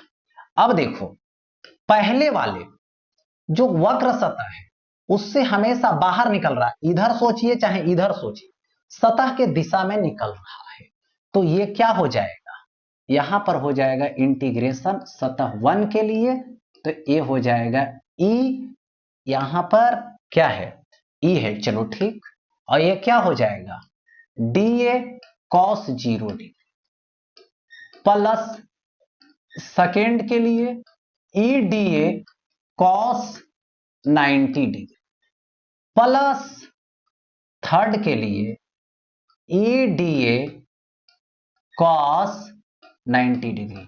क्यों, क्योंकि देखिए इससे क्षेत्र इधर जाएगा और इधर जाएगा, रेडियली बाहर होगा, लेकिन इसका सतह नीचे की तरफ और इसका सतह ऊपर की तरफ, तो क्षेत्र ऐसे इस लाइन में, और फेस ऊपर तो 90 डिग्री, फेस नीचे तो 90 डिग्री, तो ये जो दोनों है वो शून्य शून्य हो जाएगा, तो lambda L by epsilon note, और ये क्या आ जाएगा, ई बाहर आ जाएगा, और इंटीग्रेशन 1 का होगा डी, ये तो 0 0 90 डिग्री, डी ए किसका लोगे, 1 सतह यानी वक्र सतह का, तो वक्र सतह क्या है, सिलेंडर है, बेलन है, तो उसका क्या होता है lambda L by epsilon nought is equal to E, पूरा बेलन का 2 पाई आर एल।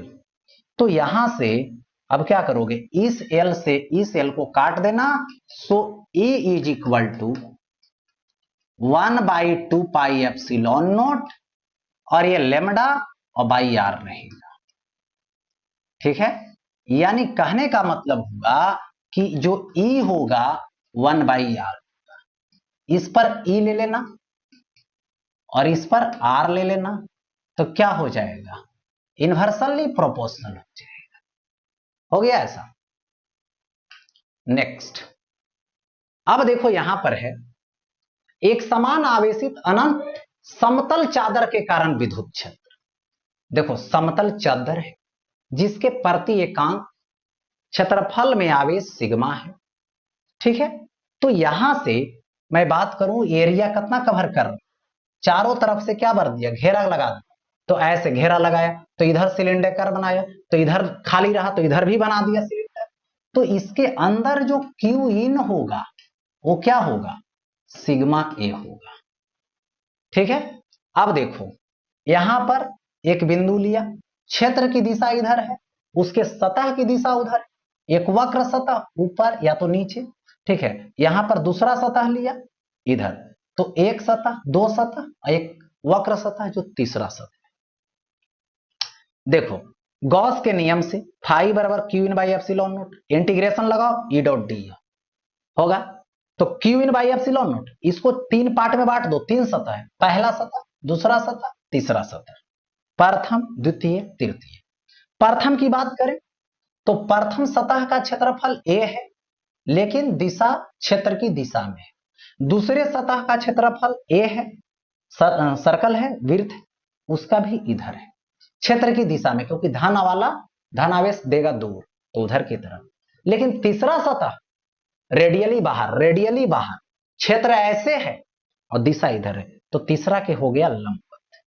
तो यहां से सबसे पहले क्यू इन लिखेंगे, तो sigma A by epsilon nought is equal to integration 1 का, तो E D A cos 0 degree plus integration ले लेता हूं, और ये क्या आएगा, second E D A cos 0 degree plus third का E D A cos 90 degree, तो ये तो 0 बना लेगा और ये क्या हो जाएगा, sigma A by epsilon note, यहां से ई बाहर कर लो, डीए का इंटीग्रेशन ए कॉस 0 1 प्लस ई रहेगा डीए का इंटीग्रेशन ए कॉस 0 1 और प्लस 90 डिग्री पर 0, तो ये रहेगा। तो sigma A by epsilon note,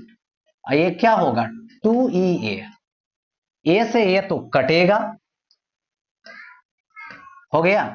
तो यहां से आ जाएगा E is equal to sigma by 2 आ जाएगा, 2 एप्सिलॉन नोट हो जाएगा, हो गया ऐसा। अब बात समझिए, यदि कोई चालक प्लेट रहेगा, चालक प्लेट, ठीक है, तो उसके बगल में विद्युत क्षेत्र सिग्मा बाई एप्सिलॉन नोट लगाना है। चालक प्लेट रहेगा तो सिग्मा बाई एप्सिलॉन, लेकिन थिन सीट रहेगा, थिन चादर रहेगा, तो उसी के बगल में जो विद्युत क्षेत्र होगा सिग्मा बाई 2 एप्सिलॉन नोट होगा। आगे बढ़ता हूं नेक्स्ट। अब यहां पर देखिए है एक समान आवेशित खोखला गोला के कारण विद्युत क्षेत्र। तो माना कि Q आवेश R त्रिज्या वाले खोखला गोला को दिया गया है, जो खोखला गोला के सतह पर एक समान रूप से वितरित हो गया है। या तो कोई चालक गोला रहेगा, ठोस रहेगा, लेकिन उसको विद्युत आवेश दोगे तो सतह पर फैल जाएगा, वो भी खोखला गोला की तरह बिहेव करेगा। अब विद्युत क्षेत्र निकालनी, तो बाहरी बिंदु पर R बराबर, R क्या है, ये त्रिज्या से बड़ा है और इसी बिंदु पर निकालना है। तो इस बिंदु पर निकालने के लिए क्या करोगे, सबसे पहले यहां पर चारों तरफ से गौसीय सतह खींच दिया और यहां पर एक छोटा सा पार्ट काटा जिसका क्षेत्रफल डीए है और फील्ड इधर के तरफ देगा रेडियली, रेडियस के अनुदिश बाहर की तरफ। तो यहां पे गॉस थ्योरम जब यूज करोगे तो फाई बराबर Q in by epsilon note, या तो इंटीग्रेशन चारों तरफ से बंद है तो ई डॉट डी है। तो क्यू इन लोगे तो क्यू इन तो क्यू है बाई एप्सिलॉन नॉट, ये जो है ई डॉट डी हर बिंदु पर, यहां लेंगे तो इधर रेडियली, यहां लेंगे तो रेडियली, तो क्षेत्रफल भी उधर दिशा होगा। तो यहां पर आ जाएगा integration E D A cos 0 degree, तो कॉस 0 1 हो जाएगा। भाई देखो एक मिनट, ये होगा क्यू और बाई एप्सिलॉन नोट, ई बाहर, डीए का इंटीग्रेशन करोगे कॉस 0 1, तो डीए का इंटीग्रेशन 4 पाई आर स्क्वायर, तो यहां पे आ जाएगा E is equal to 1 upon 4 pi epsilon note Q by are square. तो बाहर बिंदु पर E varies 1 by are square आएगा। ठीक है, अब यही यदि हम सतह पे चले जाएं, इस तरह से घटते घटते घटते सतह पे आ गए, तो स्मॉल आर कैपिटल आर के बराबर, तो इस सरफेस जो होगा 1 अपॉन 4 पाई एप्सिलॉन नोट, और ये क्या होगा क्यू होगा, और बाई स्मॉल आर मतलब कैपिटल आर स्क्वायर, सतह पर सबसे ज्यादा। और यही आंतरिक बिंदु पर चले जाएंगे तो आंतरिक बिंदु पर ऐसे घेरा लगाएंगे तो इसके अंदर तो कोई आवेश नहीं रहेगा, तो इस स्थिति में क्यू इन जो है वो शून्य हो जाएगा, तो विद्युत क्षेत्र भी अंदर में क्या हो जाएगा, शून्य हो जाएगा। ठीक है, तो देखिए सेंटर से चलोगे यदि तो सतह के जस्ट अंदर तक विद्युत क्षेत्र शून्य होगा, जैसी सतह पर पहुंचा विद्युत क्षेत्र महत्तम हो गया और फिर क्या करना शुरू कर दिया, डिक्रीज करना शुरू कर दिया। ये हो गया। अब देखो आगे, एक समान आवेशित या चालक खोखला गोला के कारण विद्युत क्षेत्र आता है। ठीक है, अब देखिए बताते हैं, माना कि एक अचालक गोला को क्यू आवेश से आवेशित किया गया, जिसकी त्रिज्या कितना है, आर है, तो अचालक है कुचालक है, तो आवेश पूरे में वितरित है। तो सबसे पहले बाहरी बिंदु पर निकालेंगे जहां पे स्मॉल आर ग्रेटर है किससे, कैपिटल आर से, तो यहां से आर दूरी पर चला जाऊंगा और ये चारों तरफ ऐसे गौसीय सतह खींच दूंगा, खींच दिया गौसीय सतह।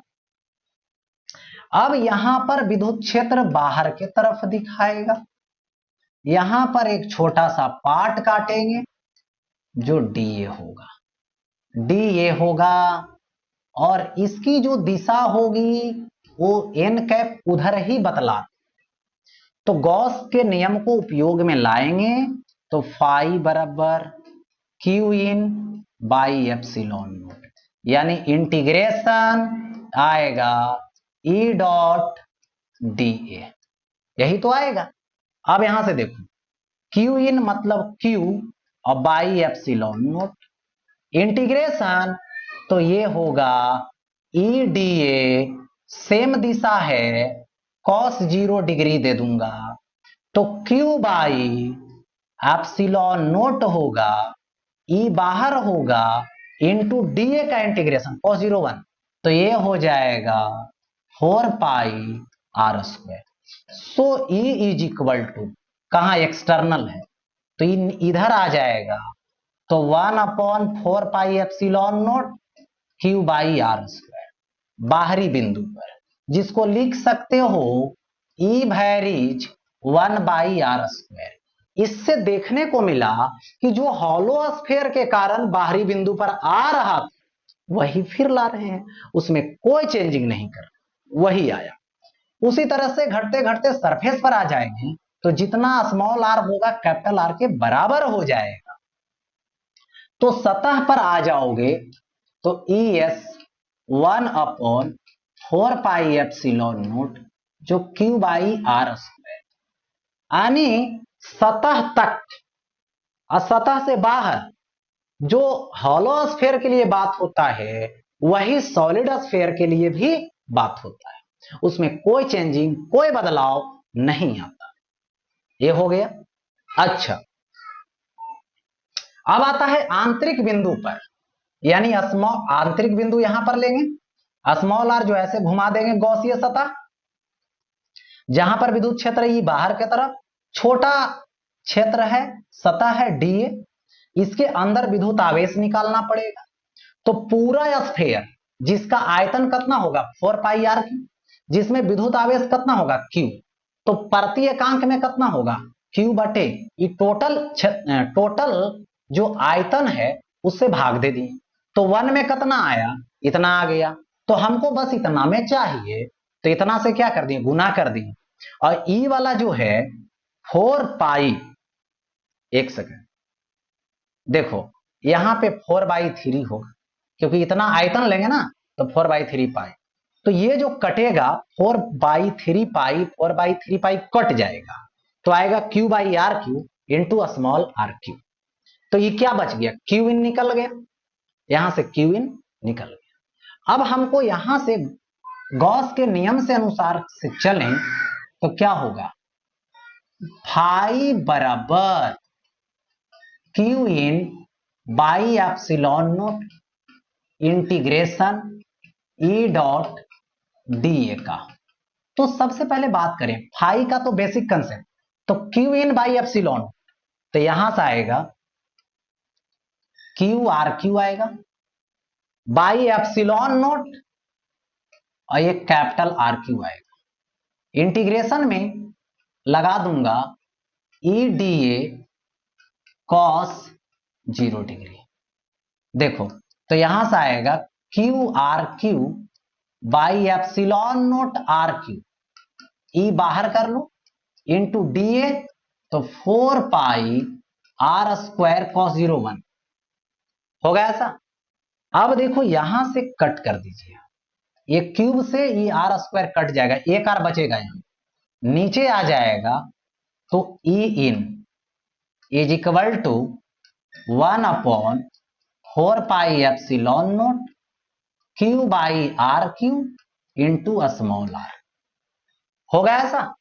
अब बात करेंगे यहां पे, तो ई इन होगा, अब वैरिज क्या आएगा, स्मॉल आर आएगा, ई इन वैरिज स्मॉल आर आएगा, हो गया ऐसा, ई इन वैरिज स्मॉल आर, यानी डायरेक्टली प्रोपोर्शनल होता है अंदर में, जैसे जैसे केंद्र से दूर जाते जाओगे विद्युत क्षेत्र बढ़ते जाएगा, और सतह पर सबसे ज्यादा होगा, सतह पर सबसे ज्यादा, याद रहे। तो देखिए यहां पे यदि केंद्र पर आ जाएं तो आर 0 है, तो इसी बराबर क्या हो जाएगा, 0 हो जाएगा, ठीक है। तो इस तरीके से यदि मैं बात करूं, देखो तो सतह पर जाएंगे तो बढ़ता जाएगा, सतह पर महत्तम हो जाएगा, और फिर सेंटर पर तो 0 होगा, और फिर क्या करना शुरू कर देगा, डिक्रीज करना शुरू कर देगा, हो गया ऐसा। उधर इनवर्सली प्रोपोर्शनल, इधर डायरेक्टली प्रोपोर्शनल, इधर जो होगा ई वैरिज आर होगा, इधर होगा ई वैरिज आर स्क्वायर होगा। तो देखिए ई वैरिज इनसाइड में, और बाहर में मैंने बताया था कि बाहर की बात करोगे तो वैरिज 1/r स्क्वायर, तो ये चीजें हो गई। अब देखो इसमें इतना ही टॉपिक था फर्स्ट चैप्टर में, जिसको मैंने पूरे को वन शॉट कर दिया, एक्सप्लेन कर दिया। फिर मिलते हैं नेक्स्ट चैप्टर के साथ।